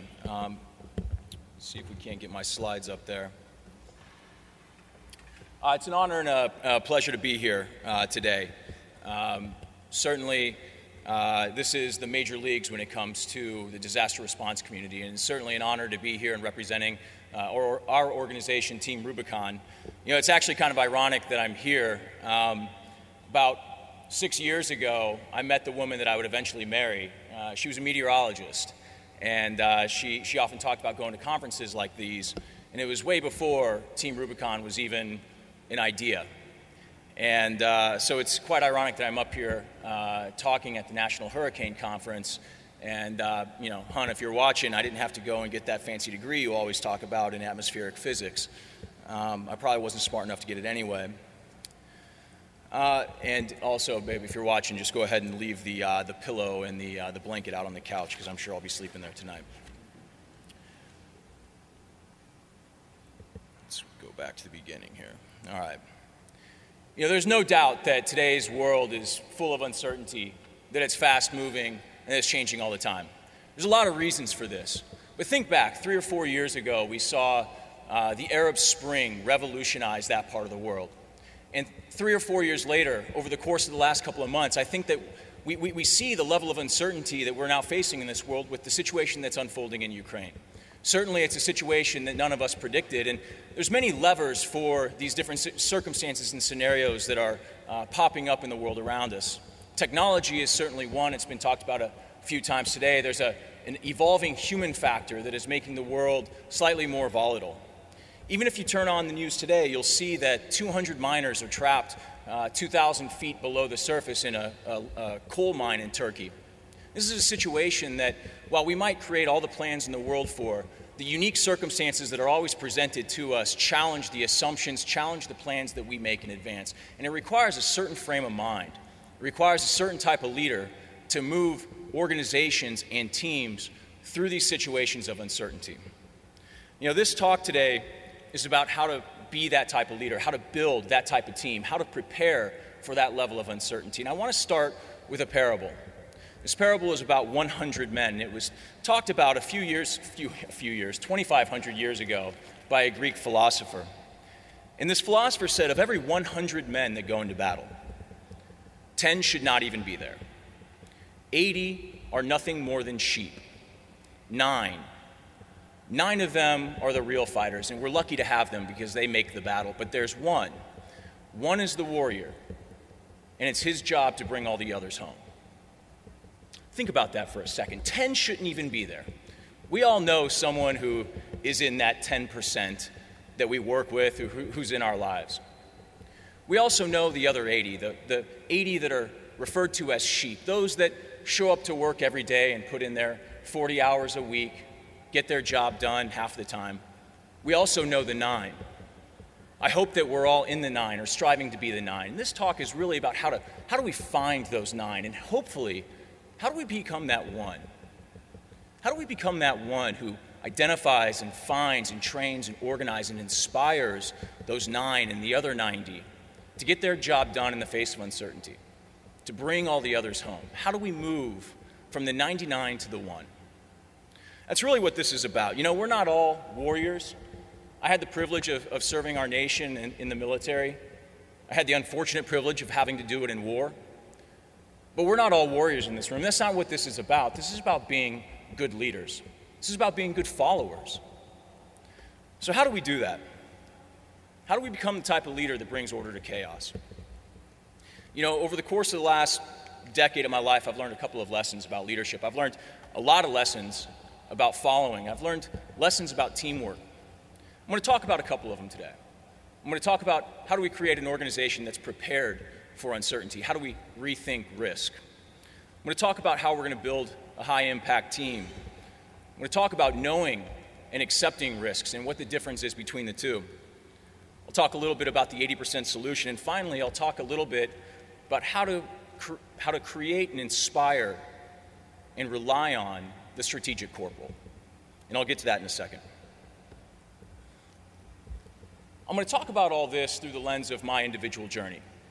Now, this is my journey, and I'm going to tell you some stories over the course of the next 30 minutes. Some of them are sad, some of them are funny. My story is unique to me, but it's not unlike the story of 2.5 million veterans who have come back from the wars in Iraq and Afghanistan. There are parts that are mine and mine alone. There are parts that I share with some incredible men and women.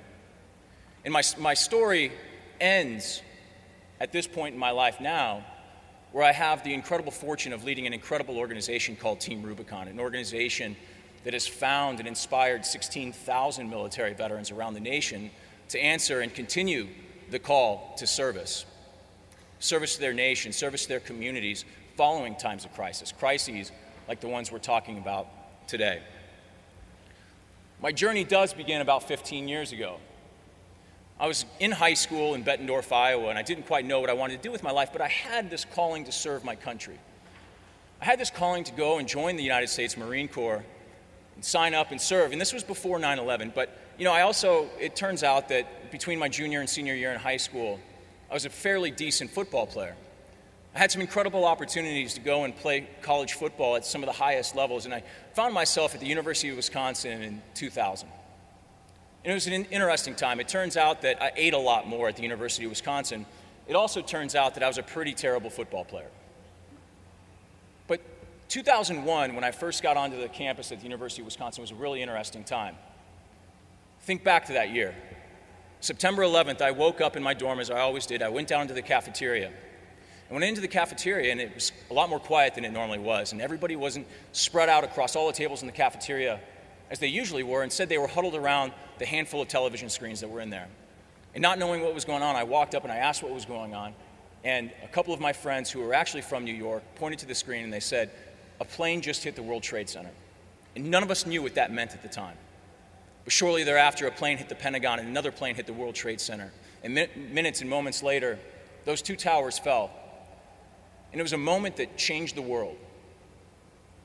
It was a moment that sent our nation to war. It was a moment that was a catalyst for millions of young men and women to join up in service to their nation. I didn't make that call. I didn't answer that call right away. I was tempted to. Unfortunately, the temptation of playing football at the highest level, of making it to the NFL, continued to win out. You see, service to myself at that time still trumped service to my country. And it was an interesting time to be on the University of Wisconsin campus. It's a very liberal campus, and over the course of the next 4 years, I watched not only in late 2001 and early 2002 our nation invade Afghanistan, but I watched as the campus just erupted in fierce protests in the lead up to the Iraq War. And it really forced a conversation in my head about what it meant to serve, about what it meant to actually step up to the plate and do what one knows is right. In 2004, I watched the invasion in the Battle of Fallujah. I watched it from my living room, in my house, on campus, and I watched young men my age fighting house to house and street to street on a terrible city in a bitter battle. And I thought to myself, we need leadership over there. These young men and women need strong leadership in these times of crisis. But I still didn't make the leap. And it was another couple of months after that battle that the moment that inspired me to join the military actually happened. It was 2 days before my sister's wedding. I was home in Iowa, and I was watching CNN, and across that bottom ticker, I saw the news that would ultimately lead me to enlist. It was Pat Tillman has been killed in Afghanistan. For those of you who don't know who Pat Tillman was, he was an incredible football player, an incredible human being, and he walked away from a $9 million contract with the Arizona Cardinals in the NFL to join the Army in the weeks after 9/11. He made the tough decision that I hadn't. A few months later, I signed my contract with the United States Marine Corps as a PFC, private first class, and I got shipped off to California. I found myself in the United States Marine Corps in an infantry unit out in 29 Palms, California. And over the course of about 6 months, we trained up, and eventually in January 2007, we were deployed to Al-Anbar province, Iraq, as part of the surge. And Iraq was an interesting time. I was a young team leader on my first deployment. I was in charge of 3 men. And over the first couple of weeks, not a whole lot happened. We got mortared a couple times, and there was some sporadic gunfire here and there, but really we hadn't seen much action. And that all changed about 2 weeks into that deployment. We were on a quick reaction mission to go help another squad that was stuck in a field. We were driving through the night, and unfortunately our lead truck hit an IED, a roadside bomb.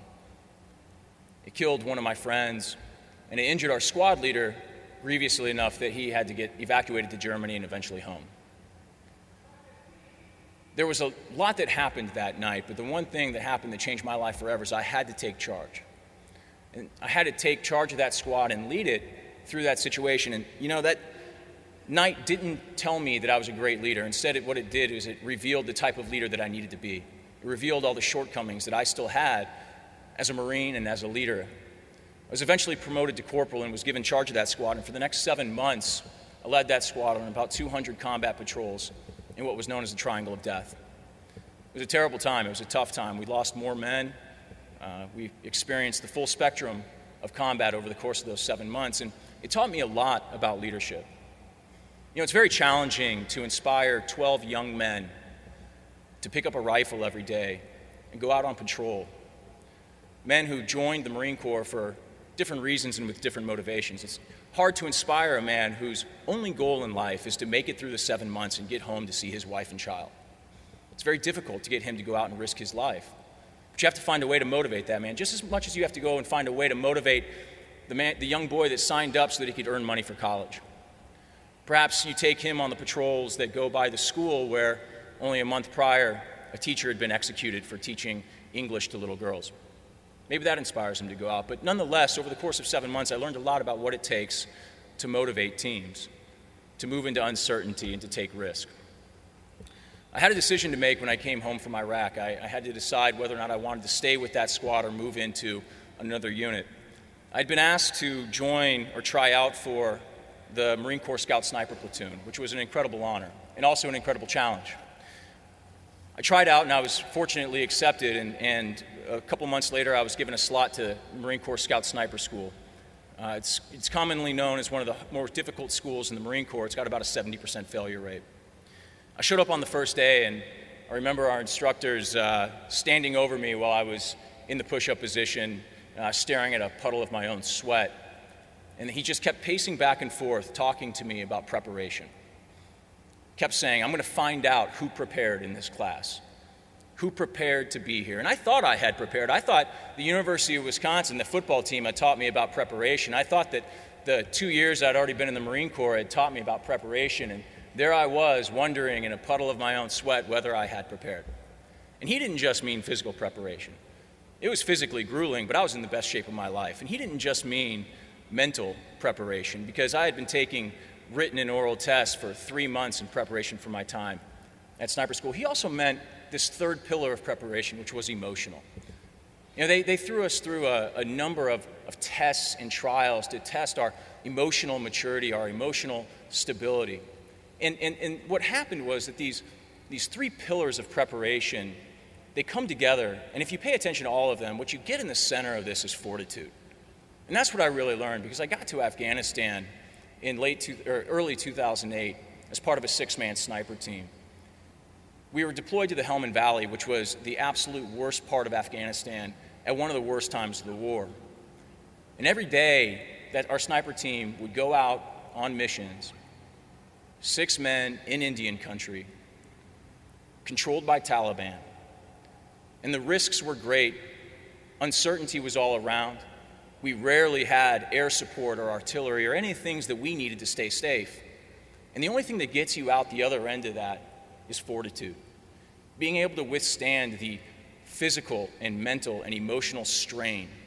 Having that ability to adapt and overcome against all odds. That's what I learned in Afghanistan. The importance of preparation and the development of fortitude. I came home from Afghanistan. I faced another choice. And it was probably one of the most difficult decisions of my life.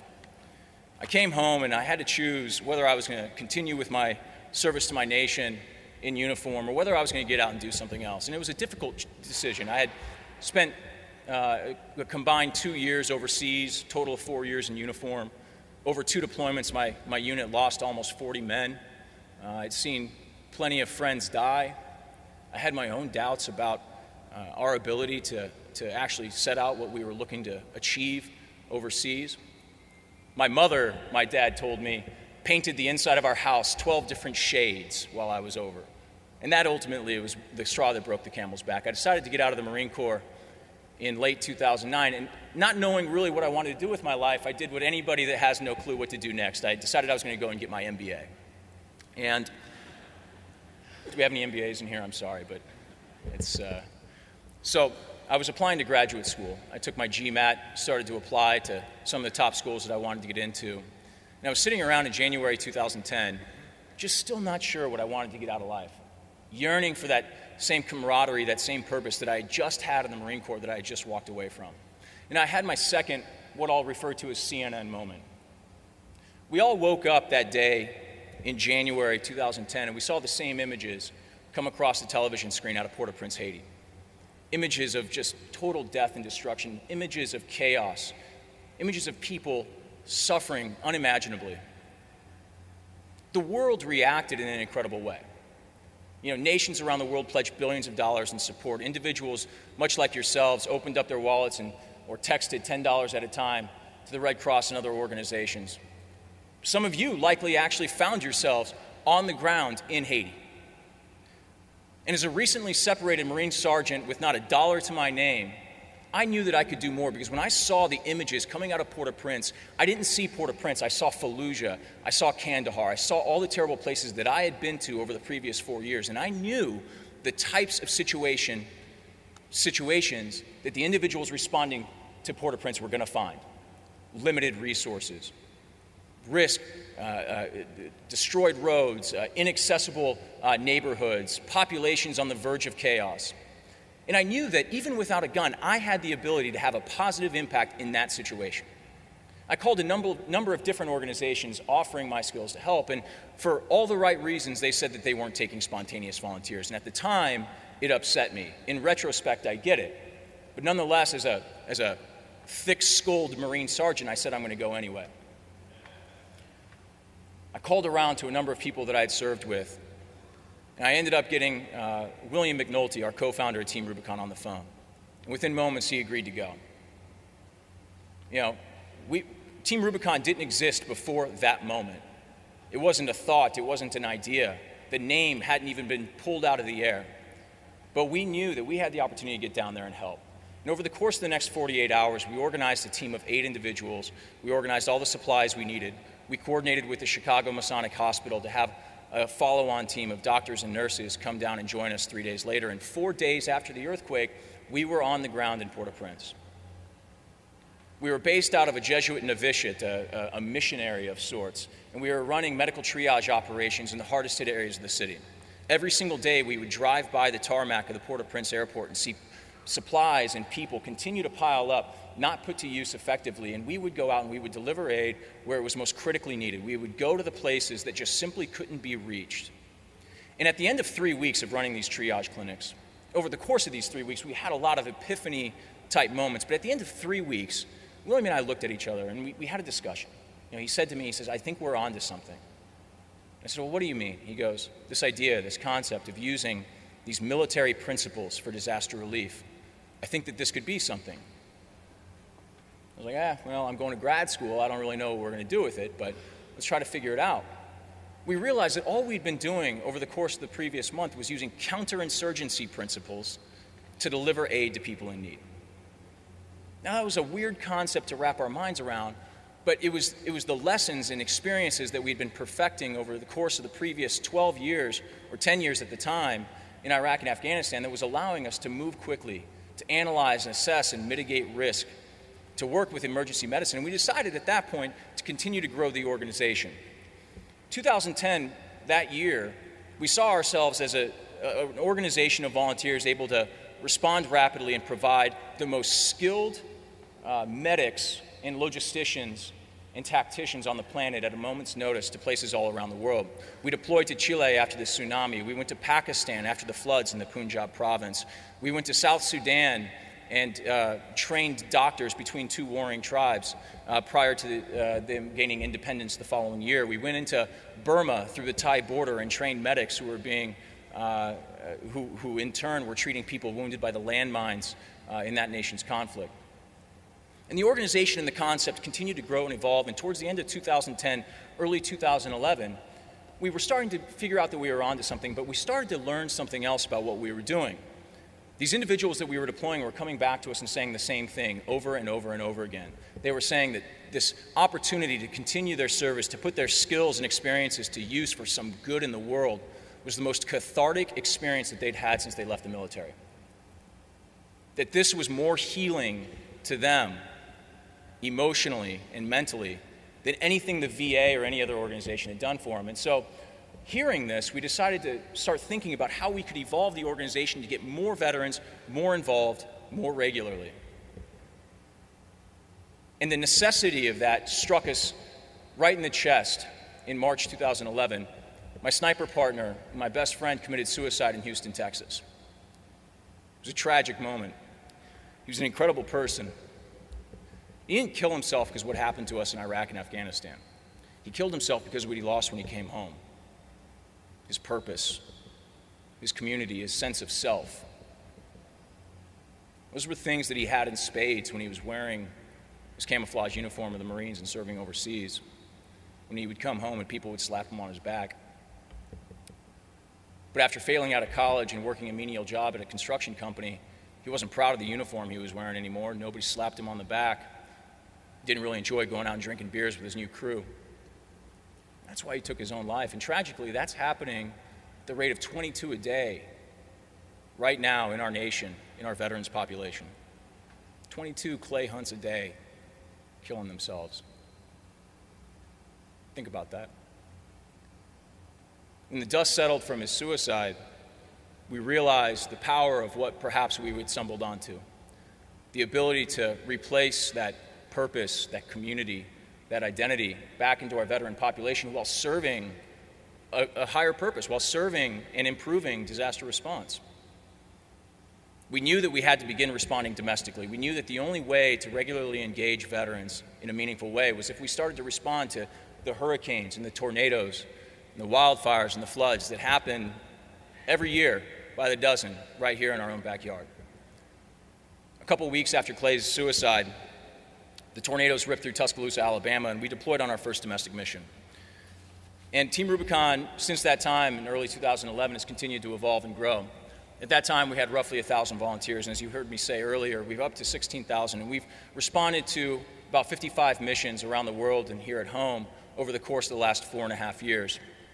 We've had a couple of watershed moments along the way. In late 2012, we all know that Hurricane or Superstorm Sandy made landfall in New York and New Jersey. And prior to that operation, we hadn't really expanded the scope of anything we'd done outside of 40 or 50 volunteers at a time. but we'd begun coordinating with the OEM in Brooklyn and were prepared for that event. With the help of some corporate partners like Goldman Sachs and Home Depot Foundation, we were able to expand our operations to about 450 volunteers in the Far Rockaways. I saw it on the flood or the storm surge report that the doctor had put up in a previous talk here today. And over the course of 5 weeks, we worked in the Far Rockaways, doing everything from spontaneous volunteer management to the actual mucking out operations and the post-disaster damage assessments. And I think we demonstrated to the VOAD, the national VOAD, as well as the OEM in both New York City and New Jersey, that we had the ability to actually have a positive impact. You know, we were processing and managing over up to 1,000 spontaneous volunteers a day in the Far Rockaways. And now think about this for a second. Spontaneous volunteer management is pretty tricky. It can be very tough to organize and motivate and deploy in an effective way hundreds, if not thousands, of volunteers. But if you take a couple of retired Army sergeants and Marine corporals and Air Force tech sergeants and men and women who have spent years leading teams of 10, 12, 20, 30, you give them that opportunity to regain that command presence, and you put them in charge of 10 or 15 church group youth or school kids or a soccer team, they're going to be effective at what they do. They're going to instantly command the respect that's necessary to have a positive impact. Hurricane Sandy also taught us a lot of lessons. We hadn't yet at that time fully adopted principles of NIMS and ICS, and it created a lot of shortcomings in our ability to manage as that operation scaled for us. Following Hurricane Sandy, we started over from our procedure and process standpoint. We fully adopted NIMS and ICS protocols throughout our organization, and we started to test that throughout different responses in early 2013. And we had our second real watershed moment in May of that year, last year, which was Moore, Oklahoma. Obviously, we remember what happened in Moore. Within about 24 or 48 hours, we had hundreds of volunteers on the ground, eventually growing that operation to just shy of 500 volunteers. Once again, doing post-disaster damage assessments, working with the community to help turn that information, utilizing our partners, our technology partners in cloud computing through Palantir Technologies, to create a common operating picture between us, the city, and adjacent organizations. We were able to help manage that workflow process for entire neighborhoods, creating higher degrees of efficiency than had been achieved prior to us arriving there.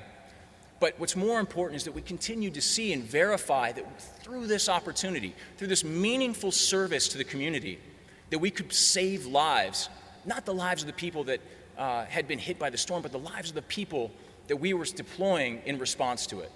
We had the ability to re-inject that purpose and that community into these veterans who were getting involved. And I have no doubt because I have been told directly that we have saved the lives of a handful of our volunteers as a result. These are two mutually supporting problems: disaster response and poor veteran reintegration. We can use these to solve one another. So what have we learned along the way? What have we learned about building teams, building organizations to respond to situations like this? What have we learned about leadership, both in my time in the Marine Corps, but also in building an organization that responds to times of crises like this? The first one is that you absolutely, 100%, have to build a high-impact team. Now, high-impact teams, how is that different than just a team?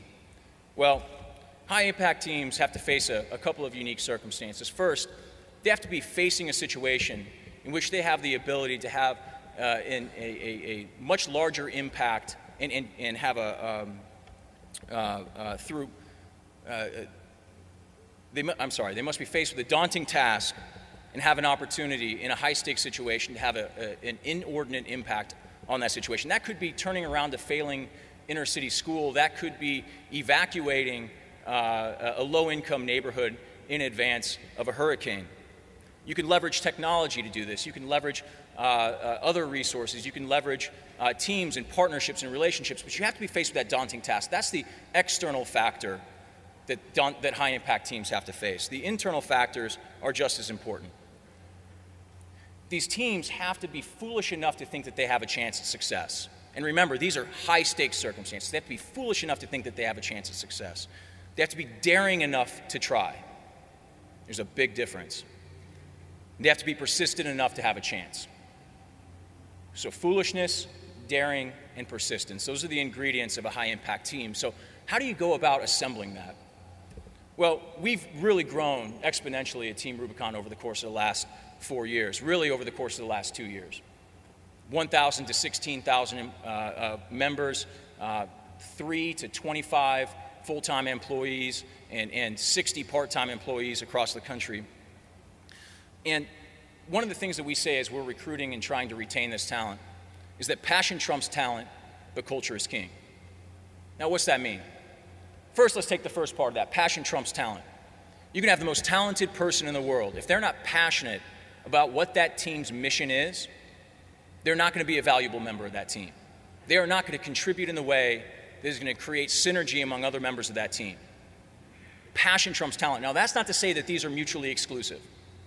There are few things more powerful than a passionate and talented individual, and those are the people that you need to find. But if you're in the interview process and you have to choose between somebody that's demonstrating an extraordinary amount of passion or somebody that tested through the charts on whatever tests you give that person or within the GPA in their college or their master's degree, take passion every time. But the last thing is culture. You have to be, as leaders of your team, as leaders of your organization, constantly engaged in building and maintaining the appropriate culture for your organization. And passion and talent are only a small part of that culture. You have to carefully cultivate this culture at all times, and if you find a passionate and talented person that is not a cultural fit for whatever reason, they are not right for your team. And this can make the hiring process, this can make the recruiting process very challenging, and I just went through this. For 18 months, I've searched for a director of development for Team Rubicon, somebody that's going to go out and raise the funds to make sure that we can continue and sustain our operations. For 4.5 years, I've been the de facto development officer for our organization, and I am a woefully inadequate development person. So this indicates to you how important and critical, particularly for a rapidly growing organization that needs resources, how important this position was. We first posted it 18 months ago. But you know what?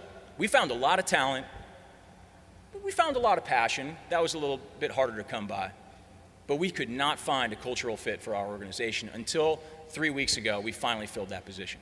Now, it was painful along the way, but bringing the wrong person on board is way worse than the pain of waiting that extra amount of time. And that's happened to us. We've made hasty hiring decisions in the past. This is a lesson that we learned the hard way. And when you make that decision, as leaders and as the owners of the culture of your organization, it is your responsibility to eliminate that cultural cancer. When someone is not a cultural fit, they can so quickly demoralize a team that it is imperative that you eliminate them in a tasteful way as soon as possible. That is your imperative. The second thing about building high-impact teams is trust. And what I often refer to is the type of trust you need to call in close air support. Now, let me explain that for a second. Hopefully, we're not calling in close air support anytime soon. But here's what this means. When I was on a 6-man sniper team in Afghanistan, we had a radio operator. And on the handful of occasions where we found ourselves in a real fight, a fight where we had to call in from hundreds of miles away, jets or helicopters to come and save us, our team had to rely on our radio operator to follow the correct radio protocols, to talk to somebody that was miles above the surface of the earth, who didn't even probably speak our language, because most of our pilots for close air support were French or Danish. We had to trust our radio operator to follow the proper protocols to drop 2,000 bombs within hundreds of yards of our position. 2,000-pound bombs that have kill radiuses of 50 to 75 yards. Think about the amount of trust, the extraordinary amount of trust that we have to have, not only in the proficiency of our radio operator to place our lives in his hands, but also the trust then that we have to place on these pilots that are up above that we have never met in our lives. At least we slept next to him every single day. But that pilot, he might have been flying off an aircraft carrier. He probably ate a nice omelet that morning, slept in a bed the night before, didn't even speak our language, and yet we had to place our lives in his hands. How do you do that? How do you build that type of trust? Well, at Team Rubicon, we think about three things that are required for that type of trust. The first is proper training, and not just proper training, but common training. You know, the Marine Corps, the military is famous for this because everybody goes through boot camp. No matter if you're an officer or enlisted, everybody goes through a common training, so everybody gets on the same level. Yeah, at Team Rubicon, we've adopted this by adopting NIMS and ICS principles. We want to know that when we deploy to a disaster, that our operations section chief, our division supervisors, our strike team leaders know what they're doing. We want to be able to let them loose in that scenario after giving them their taskings and trust that they're going to represent our organization well, that they're going to do good by the community, and that they're going to bring their people back. But we also want every other external agency that we work with to understand that we are committed to the same training that you are.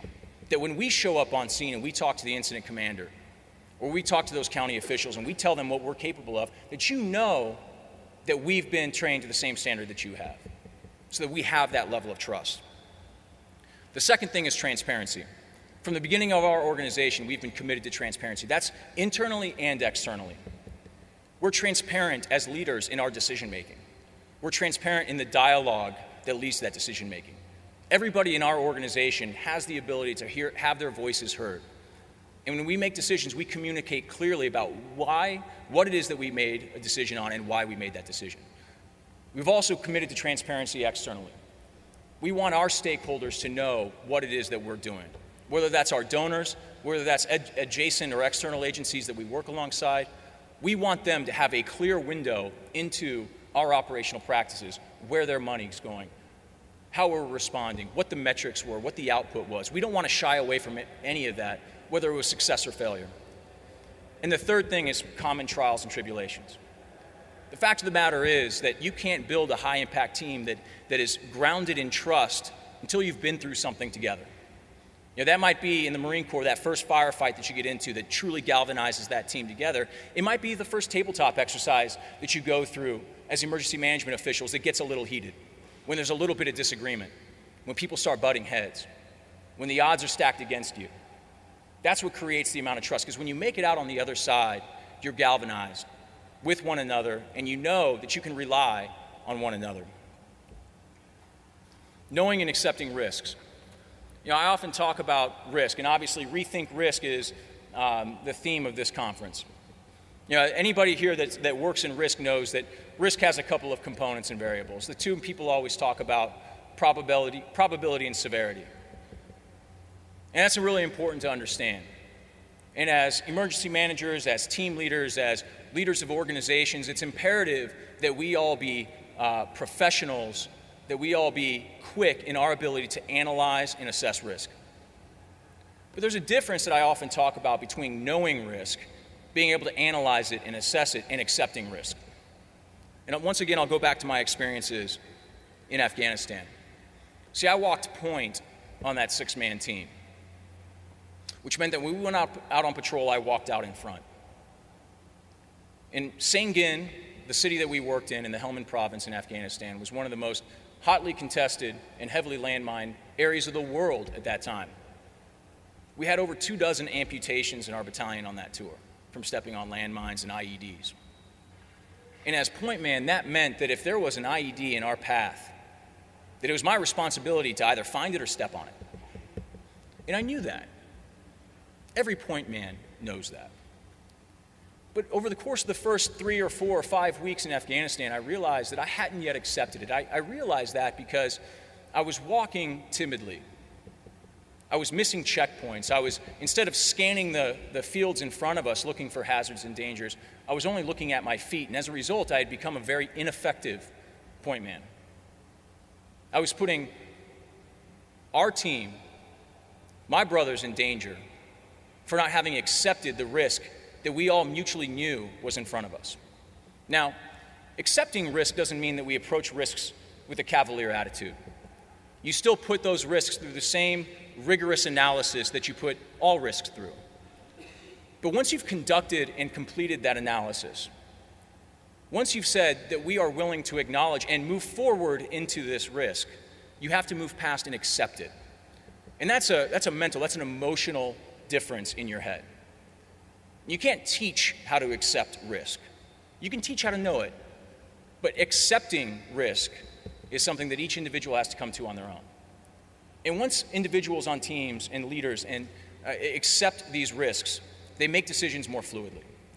There are a few things more demoralizing than a leader who walks up to the moment a risk becomes real, where the proximity changes and you get closer and closer to that risk actually potentially becoming hazardous, and hesitates.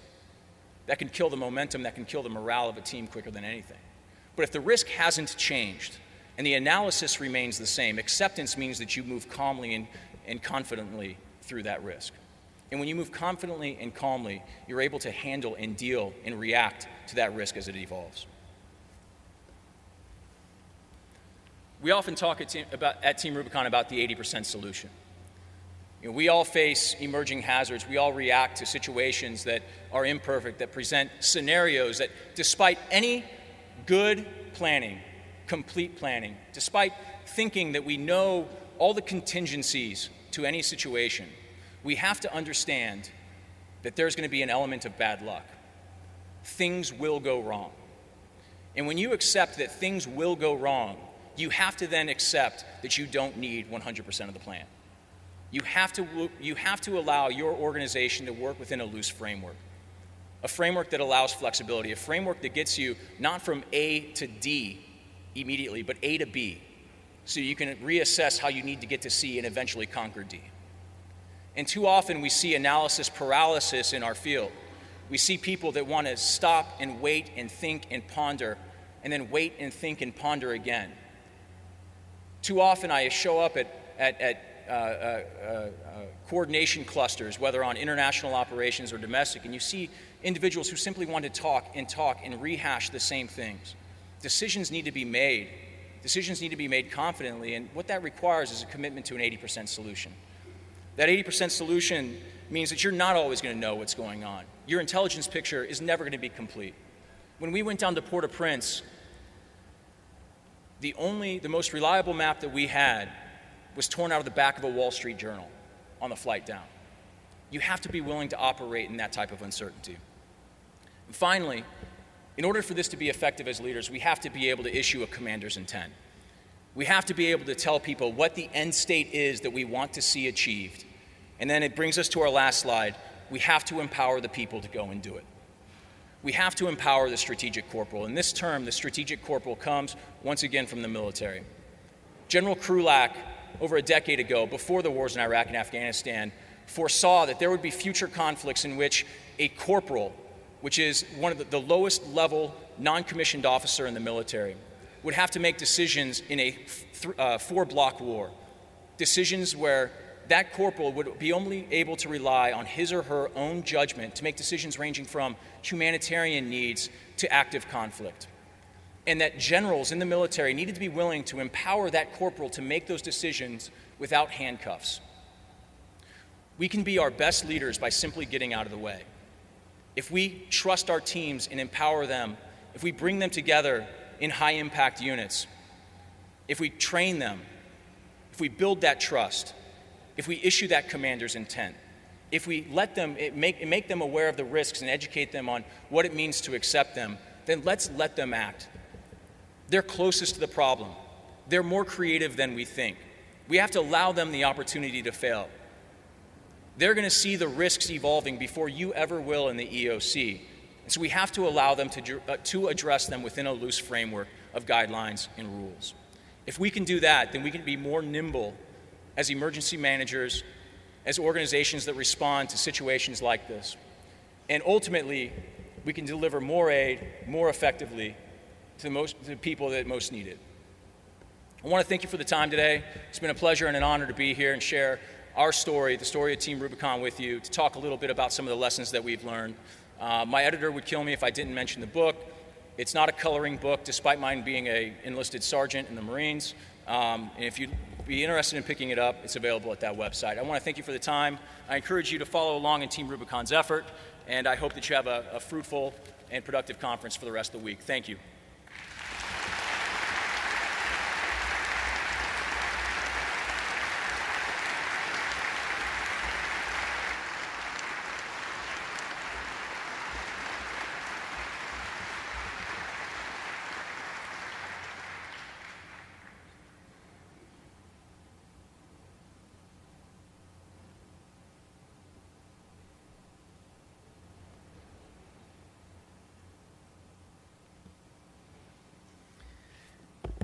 So I tweeted out earlier this morning, I tried to take a selfie of the group, but apparently the selfie wasn't, because it didn't have me in it.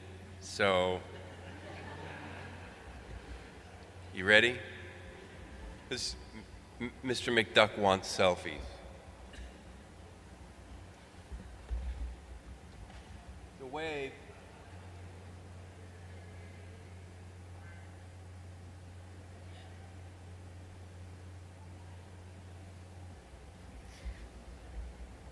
Thank you very much for indulging in that one. I appreciate that. I thought it was good enough earlier, but anyway. Very good. So we're moving on. That will be posted. Last but not certainly least is our final speaker this morning, Dr. Robert Chandler. Dr. Chandler is an internationally recognized author and communications expert specializing in the area of crisis and risk communications, including leadership and logistical communication issues related to natural disasters. As Professor of Communication and Director of the Nicholson School of Communication at the University of Central Florida, Dr. Chandler notably created the International Crisis and Risk Communication Conference. Convening earlier this year and hosted by the Nicholson School and the University of Central Florida, the 2014 ICRC event highlighted the human factor of crisis. More than 150 crisis management professionals and experts, including the NTSB Chairman Deborah Hersman, met to share knowledge related to the growing, significant, and ongoing need for strategic collaboration among all parties concerned with preparing for, mitigating, managing, and facing the challenges and obstacles that converge when major crisis unfolds. His research in this field is internationally recognized, and his expertise has been tapped by government, health, community agencies, and major world enterprises alike, such as the American Red Cross, the United Way, the Department of Defense, Verizon, and American Airlines. An award-winning author of 8 books, Dr. Chandler's recent crisis-related publications include Emergency Notification Communication and Message Maps 2.0, a new book series on crisis relationship repair framework focusing on relationship-centered approaches to communication processes before, during, and after a crisis.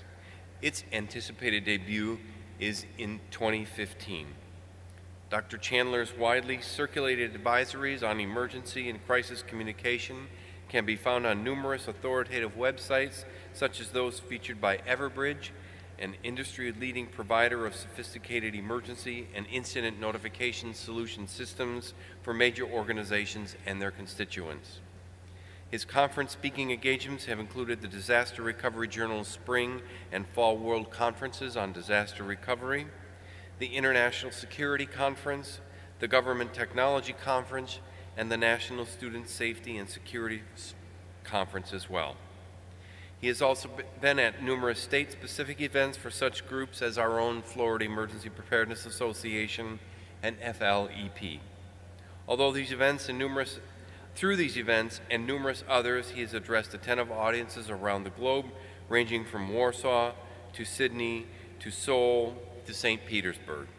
Dr. Chandler earned his PhD at the University of Kansas, his MA at Wake Forest University, his BA at Harding College. It is my pleasure to introduce to you Dr. Robert Chandler.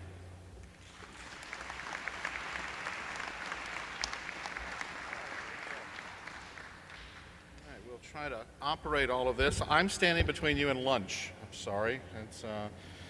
We'll try to keep your energy up.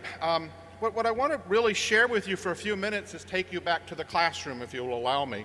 I appreciated the introduction. I'm trying to provide you a bit of an overview of things that we thought would be relevant to some of your work, and that's really where we're going here. As has been reminded of all of us in this event so far, it has been 7 years since a major hurricane has impacted and made a landfall here in Florida. And in that sense, we have to look elsewhere. So more and more of my research looks at hurricanes in other places and other states. 7 years. Depending on what age you are, 7 years seems like probably time to buy a new pair of socks. It's not that long. When you're my age, I've got manuscripts to review for journals that are 7 years sitting on my desk. It doesn't seem long at all. For younger audiences, 7 years is a sea change. And I want to talk about that theme today because while we sort of stay the same, I guess if you're very introspective, you realize we're aging, getting different. The population and the people out there, from everything from their risk perception to the types of technology they use, changes dramatically. I sort of dare you to go look back 7 years ago. Go look in the golden year of 2006 and 2007 and look in that time period, and wonderful things are forecast for the future. There are going to be these apps for your phone. AOL Instant Messaging is the #1 communication service on the computer in that year. More interestingly enough, MySpace dominates social media. Is anyone still on MySpace? 7 years changes everything. If the last time you've really looked at what happens and how people communicate, when I get into my classroom, I ask my students, how many of you listen to AM radio? And usually they say, Professor, what is that? I ask how many of them have access to an AM radio. More than 3/4 of them say they don't have an AM radio in their home. In fact, a large percentage don't have television sets anymore among young people. They don't turn to the traditional media for their news and information. When I was a youngster, very young, I was in school. Growing up in South Florida, I remember, I'm trying to think of some of the hurricanes that I experienced. Betsy, Donna, anybody else in the room remember those with me? I was sent down to Eckerd's to buy extra battery for our AM radio. They don't have AM. 7 years is dramatic, and in terms of trying to keep up with communication in the modern context, our audience has changed, how they listen has changed. I think one of the things that's interesting, if you look at, post-tropical cyclone Sandy, I want to be exact, before I get in trouble. I understand there's a raging debate about whether it's a hurricane or this or that. But Sandy, can I say Superstorm Sandy? Sandy is a wonderful example that really illustrates it. By the way, in my research, I believe that Sandy is, to avoid the pun, a watershed moment. It really was the first major natural disaster that was a social media disaster. It played itself out largely in the ranks and on the web pages and the sites and the apps and the chat rooms of social media. So many things about Sandy. Sandy had some wonderful positives. I think some innovative ways that communication proved very effective and significant shortcomings as well. It revealed some weaknesses. We can find both of those. I'm an academic. I find strengths and weaknesses in everything I look at. I rarely make a universal generalization. But we can also find lessons for ourselves as we prepare on the state level, on the national level, on the state level, on the local level, regional levels, county level, municipal level, in terms of what we can know about communication and what we should learn about it. One of the things that was very positive that we took away from Hurricane Sandy, we're trying to shape information for audiences, and Dr. Knapp talked about that earlier today, and I guess I'm going to reiterate that a little bit. We know that probabilistic warnings don't work for general population audiences. Most people, when we do surveys, are completely baffled and confused with cones of probability and statistical comparisons. Dr. Knapp himself indicated to you a categorization schema is interpreted differently by different audiences, and that assumes they're even paying attention to get probabilistic warnings anyway. And his advice to you is actually fits very well with my research, which is you have to give people practical things to do, give them practical examples. We also know that organizing decision-making, having talking points, preparing in advance for what you're going to say is invaluable. I'm a big proponent of message mapping, having a series of message in sequence in a variety of formats and written in a variety of ways to be communicated. In fact, when that's done at a national level, as was done in Sandy, whether out of the NOAA offices, that in fact it's very much helpful to even many of you in doing your jobs from having very specific talking points. Technology is an important issue, and I know there's a lot of discussion. Our theme is on technology in this. What I want to do is pull back a little bit from technology. I'll mention a few things in this very short presentation, but I primarily want to talk about people. People are an amazing species. What is it they used to do? Was it Letterman? Stupid people tricks. That people do remarkable things. We find that in our evacuation warning research that a certain percentage, usually somewhere between 9 and 12%, it varies a little bit, of people who get warning about a natural disaster actually try to move towards it because they want to see it. They head to the beach. I've got to see this. Must be amazing to see what a hurricane looks like. They have this compulsion. We have others who react differently. By the way, we've done some wonderful work on demographics for warning messages. We got some prediction power for different age groups. I've already talked about age. Gender, past experience. We can actually begin to look at audience and sort of tell you, by the way, if you're here today and you're a single male under age 24 without any pets or any significant woman in your life, you are our #1 resistor to any sort of warning message and evacuation warning.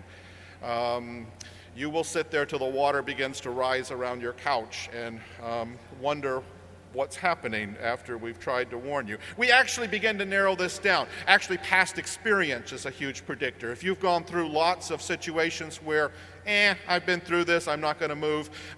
Several people have talked about the apathy problem. We call it a risk perception problem. That's how we study it in our particular situation. But of all of these events, actually, that's not a bad thing. It's a very individualistic and human factor, but there are contributing causes to it. Part of our job with warnings in particular is to communicate the concept of risk, and there are certain barriers to that. I mentioned past experience. I'll mention age again because it's one of the really strong statistical breakdowns we get. Younger you are, for the most part, and I'm generalizing, the younger you are, the less you're likely to perceive risk as an individual threat. That's why typically drivers who pass 100 miles an hour on, well, it wouldn't be I-4 because you could never drive that fast on I-4. Maybe on some interstate here in the state of Florida, it tends to be younger. Younger take more risk. Males take more risk than females in general. There's certain things we know about these kind of behaviors because they just say, well, I'm sort of invincible, I'm invulnerable. And that's a problem. If you're trying to motivate people, and I'm not just focusing on evacuations, but these disasters have very real consequences. There are literally not only billions of dollars of property injury, disruption, business disruption, civic disruption. There are lives at stake. Sandy certainly was no exception in trying to get people to warn. Trying to get people, one of the statistics I want to share with you is the estimated 147 people who perished, and a large percentage of them drowned during Storm Sandy, and they drowned in areas for which that were predicted to flood. And you've already seen several speakers talk to you about who's aware of flood zones, and that's very important. But in many cases, people had received this information, but for some reason resisted it. And I really, my work is looking much more in depth at trying to understand why would a reasonable, rational, sane person be told there's a chance that you're going to drown tonight, why don't you leave? And yet, large percentages of people in that situation don't leave. In fact, many of them choose what we consider risk-adverse behavior. One of the most common things for young people to do, when you tell them this, they said, well, I know what the solution is. Let's have a party. I'm sure if I'm totally inebriated, that it's less likely that I'll drown when my house floods. When you get into the human mind is really a scary place. And if you begin to understand that it's not, what I'm trying to break you from is the idea we just have to make some announcement to the local radio station that people should move and to think you've done your job. Because it's not going to reach, by the way, some people aren't listening to that radio station, but even those who hear it may not be listening to it, distractions. In fact, I guess that everyone in this room has a habit of going through your phone right now. I see several phones lit up. So you're on your phone right now because it's something crucial, I'm quite sure. But I'm also quite sure many of you are going delete, delete, delete, delete. Because you already know what you need to know, right? You know whether you should take time to read that because you understand that the people you're trying to reach in the public, whether you're sending out a message via email or SMS or website or auto dial phones, there's a large percentage of people that are going to say, no, I'm not taking this call, thank you, click. Oh look, another sales call from the emergency management group. I wonder what they sell, click. In fact, you may even have evacuation orders. I've spoken to, you mentioned some of the groups I've spoken with and talked to. I love talking to law enforcement because I always look at them and say, well, you understand that you have to go physically arrest those people because they have a mandatory evacuation order. And they look at me like, in the middle of this? Wait a minute, no, I think you need to come up with something else because right now we have a lot of other things to deal with. And so they're partly trying to find solutions to motivate people. Here's an example from Sandy. I have it on the screen. It's in your slide materials. Trying to personalize appeals. By the way, we do know that the more personalized an appeal is, the higher the percentage of people respond to it. In fact, if the sender of the message is someone who's personally known, doesn't have to be a friend, but they know who it is, that they are more likely to respond to these types of directions, behavioral requests, evacuations, please don't touch the down power line, whatever the message is that you're trying to get out there. In fact, there is a very important thing about building familiarity with your audiences before. What's another way of saying that? I shouldn't be hearing from you for the very first time as the storm winds are approaching my home. I should already know who you are, what you're doing. You should have already reached out, build a relationship, so that when you tell me that, you know, you really need to move out of your home and find safer ground, you don't need to be there, then I'm more likely to follow it and listen to it. Yes, people understand these risks differently. I normally ask this. I have the lights on, so I can't see your hands, so I won't ask you. But one of the things I like to ask is I ask how many smokers are in my audiences, and depending what group it is, I'll get smokers. Anybody seen a package of cigarettes recently? They have this wonderful message on them. I don't know if you've looked at them. It varies, but it things like, smoking will kill you. Smoking will give you emphysema. You will die 9 years sooner if you continue. I mean, if you've seen the warning labels, and yet, actually, tobacco is still making a lot of money. People are still buying them, even with it. I just got back from doing a consulting project in Europe. And Europe and Australia are wonderful because they now allow photographs on the package warnings. I don't know if you've seen these, but they're horrific. They are literally frightening. They should come with a plain brown wrapper around the little box of cigarettes because they're like, this is what throat cancer looks like in advanced stages. This is a lung that's... And I watch people buy these at the market. Warning messages are complicated in terms of doing it because not everybody understands the risk. Past experience affects it. Here's my challenge to you. You have got to better understand your audience and recognize some of the psychological, psychometric, physiological things that are going on in them at different points of these events if you're ever going to hope to design a strategy. And it's not just about sending out tweets, although that's something we'll talk about. It's about developing a communication strategy that is very real world and is very contemporary because the audiences out there have changed. And I'll use myself as an example. The things I would have thought of in my generation to communicate no longer seem to be connecting.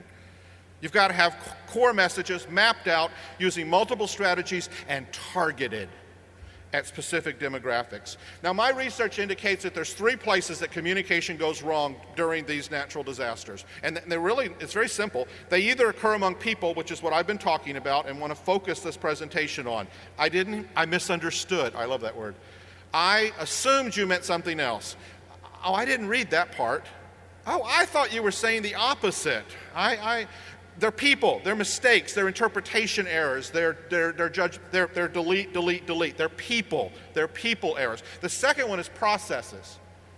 Those are the procedures you use that, you're trying to write a message in the peak of the moment.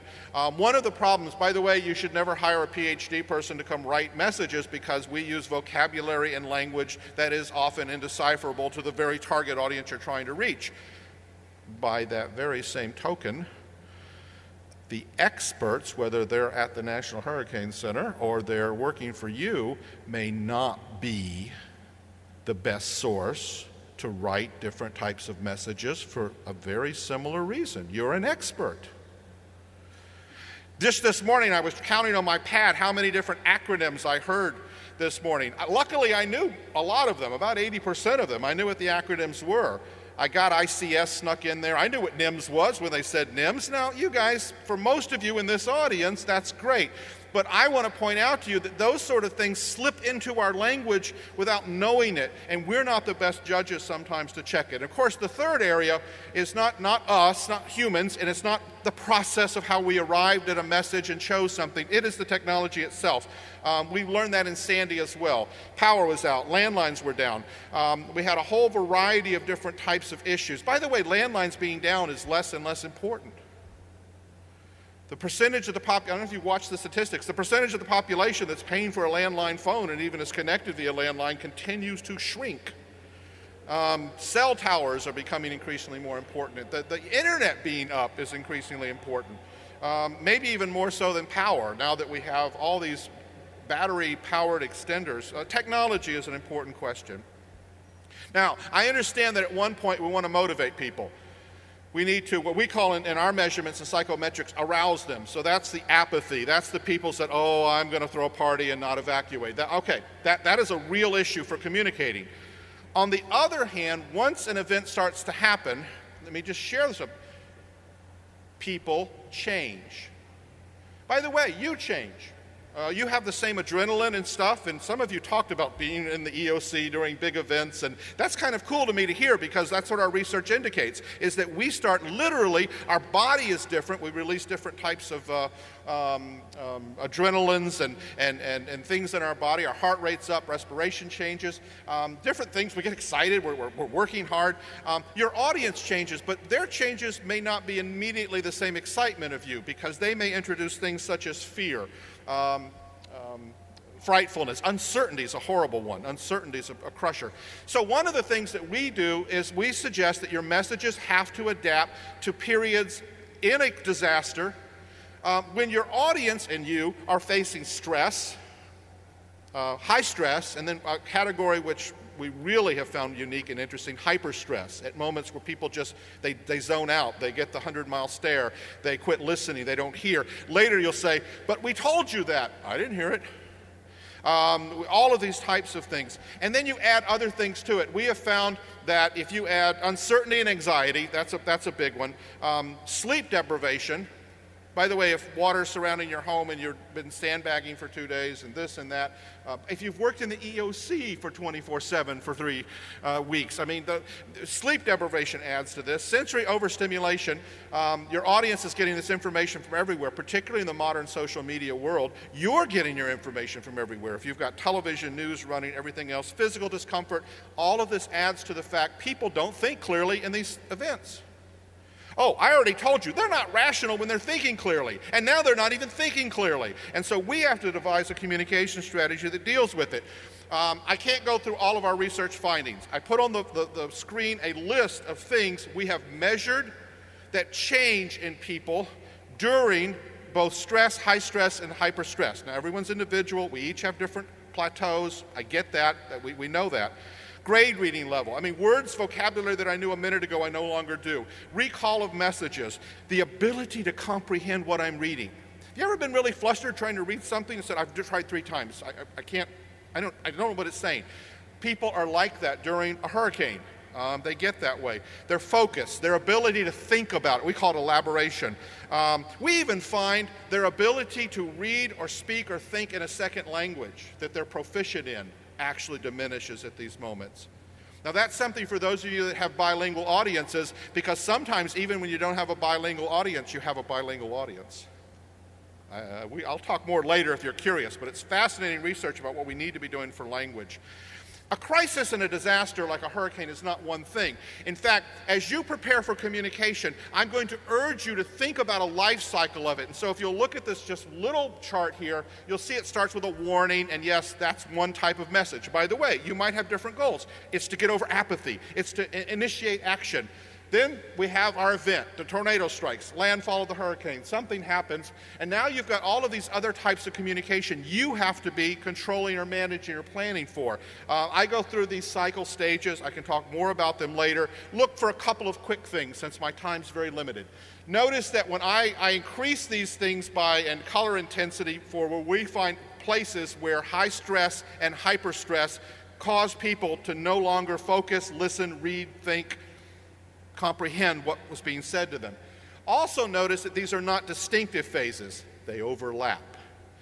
All of them leading towards trying to manage this event, trying to keep people safe. And by the way, your target audiences change. I mean, you may go from getting evacuation in the front of this thing to trying to coordinate which hospitals still have capacity, or letting people know where assembly points are or where a shelter is. I mean, your own goals may change. When you plan for communication during a hurricane, you have to plan for the whole life cycle of the event and your message, your target audience, the best way to reach them, and what you have to deal with in terms of both the physical, technological process and psychological events change. And that's the starting point for effective crisis planning. I have some other things, if you're interested or not. I actually teach in my classes a way to design messages that overcome that. Just some takeaways. We find that grade reading level drops by about 4 levels on average. So the typical population reads, literate population, here in Florida, about the 10th grade reading level is not far off for literate population adults in Florida. So I know that if I'm designing messages to go out when I begin to have the creeping stress, high stress and hyper stress, I have to reduce the grade reading level of my messages. I cannot hire a PhD or someone from NOAA to write them for me. I have to find someone who would write 10th grade, we drop on average 4. I need someone that can write at the 6th grade writing level. Don't volunteer your coworker. I saw that. That's not my point here. My point is, what is the old adage? Keep it simple. I mean, my point is that even at these moments, that's the reason probabilistic warnings fail. People get so caught up in there's a 10% I'm in the zone of 10% landfall. No, it has to be incredibly simple. It has to focus on it. 60 and 6th grade reading level, there's a reading scale we use in our studies called Fleisch-Kincaid reading scale. It's a 0 to 100 scale. We find that you have to be at least 60 or higher in readability. Use simple sentences, not compound complex, no run-ons, abbreviations, reading ease of reading something. All of these things are very important. Warning messages themselves. We find that people will read an email or read a press release or listen to a voice message or whatever the medium is, for about 27 seconds, 27 words. And at that point, the first statistically significant group of listeners, readers, drops out. Now, not all of them. You have nerds like me who'll read to the bitter end. If you have 27 pages of warning, I'll read it all. But I'm very much alone by that point. And we will find that continue through a message. So about every 30 seconds, 30 words, another significant block of people turn it off, press delete, stop listening. Now, what would you do with that? Well, my take from my students is if you've got several things to say. Oh, by the way, also we find that people can remember points in calm times versus disaster times. It drops by more than 50% of what they can remember both 2 minutes later, 5 minutes later, 10 minutes later, and 30 minutes later. So if you've got 7 important things to tell me, I'm going to suggest to you that you tell me 3 of them, pick 3, and tell it to me in the first 30 words, 30 seconds. Because other than that, you're now playing roulette wheel on which ones will get remembered. Now, if you've really got 7 things, then my suggestion is you need a second message. You need to tier this. You need to build this out. You need to build some buffer in there. You need to do some pre-training. But we have learned so much about hurricane warning messages from the human factor side that it's important to take it apart. I mentioned social media. The world is now on social media. It's a two-way communication opportunity, and if your communication planning for a hurricane as a disaster doesn't include a full-fledged, we found out during Hurricane Sandy, their call center, one call center in Manhattan, and I think I have a slide here, was getting more than 300 inbound calls a minute. 300 inbound calls a minute. At one point, I think, I have a slide here somewhere. I'll see if I can find the slide. At one point, we found the number of tweets that were going in, Hurricane Sandy, being in the range of around 100 per minute inbound. And by the way, the other thing we found during Hurricane Sandy was that the tweets became not just reports of information, but they became cries for help. The fire department in Manhattan received reports not through 911 calls, not through any traditional report. People sent them Twitter messages, "Help, I'm trapped. Come rescue me. Help, my house is on fire." And that's being sent through Twitter. And it's a whole new world now in terms of where people are living. We looked at Hurricane Sandy through a number of studies. In fact, you would think Twitter, Facebook, tweets, that this would all be about family news and family interaction. We found that they used it as their primary source of information more than local newscasts, more than any other form. And it's really actually it's quite intimidating when you think about it. The world is now living in social media. If you're my age, actually, even if you are my age, you're probably more social media savvy than I am.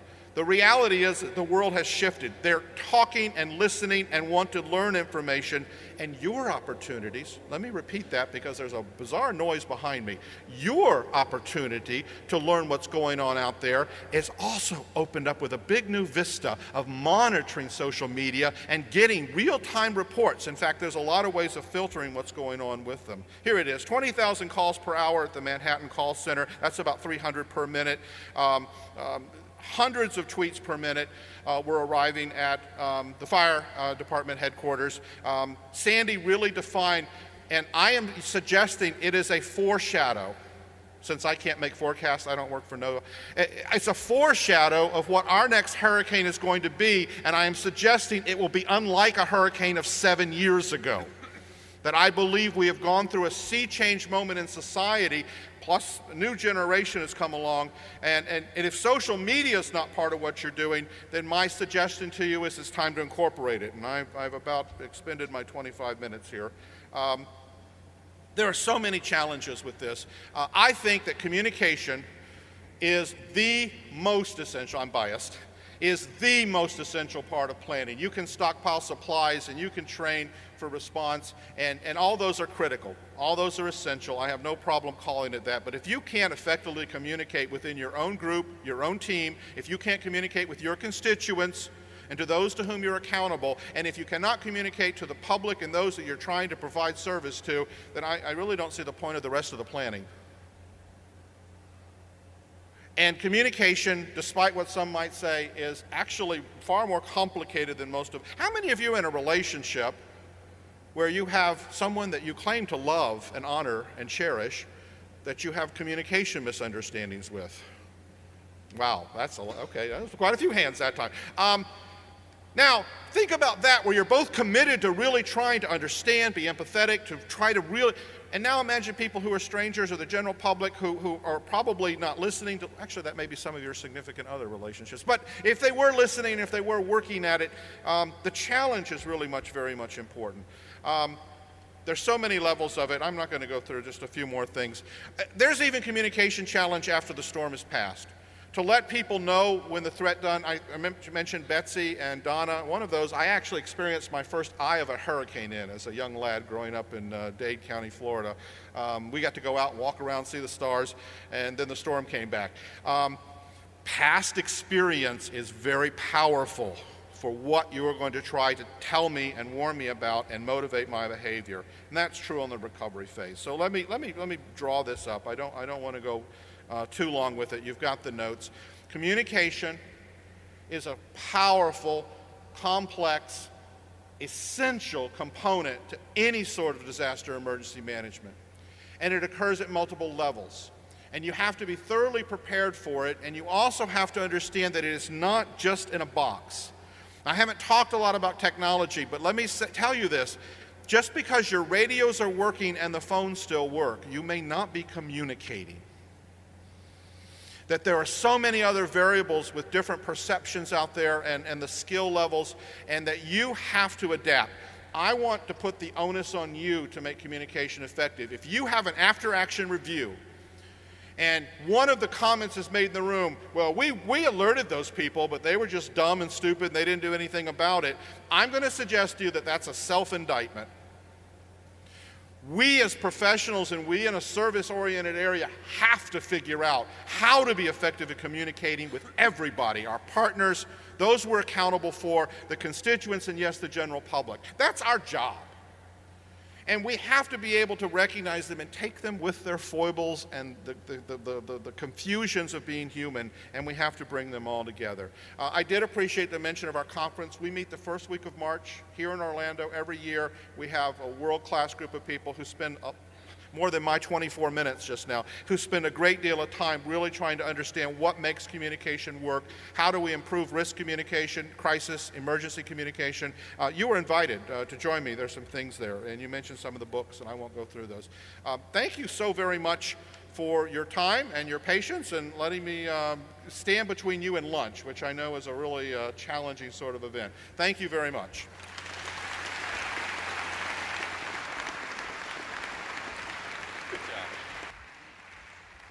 Well, this concludes our general session presentations. I want to thank each one of our speakers this morning for their support of the Governor's Hurricane Conference. At this time, I would like to invite all registered conference participants to join us in the exhibit hall for lunch and others to sign up as guests to visit the exhibits. Our reception will also be held in the exhibit hall for registered attendees at the end of training sessions this evening at 5 p.m. Before you leave, just a quick couple of announcements. One, shout out to two of my employees, Mary Blakeney and Rob Schelt, for their birthdays today. And also let me remind participants that training sessions continue at 1:30 this afternoon. Those present for conference only today are welcome to attend on space availability. Workshops will begin tomorrow morning promptly at 8:30 in the morning. And again, please plan to attend the awards luncheon tomorrow at noon over at the Rosen Center. And now lunch will be served next door. So thank you for attending. Enjoy the rest of the conference. Have a great week and be safe. Thank you so much.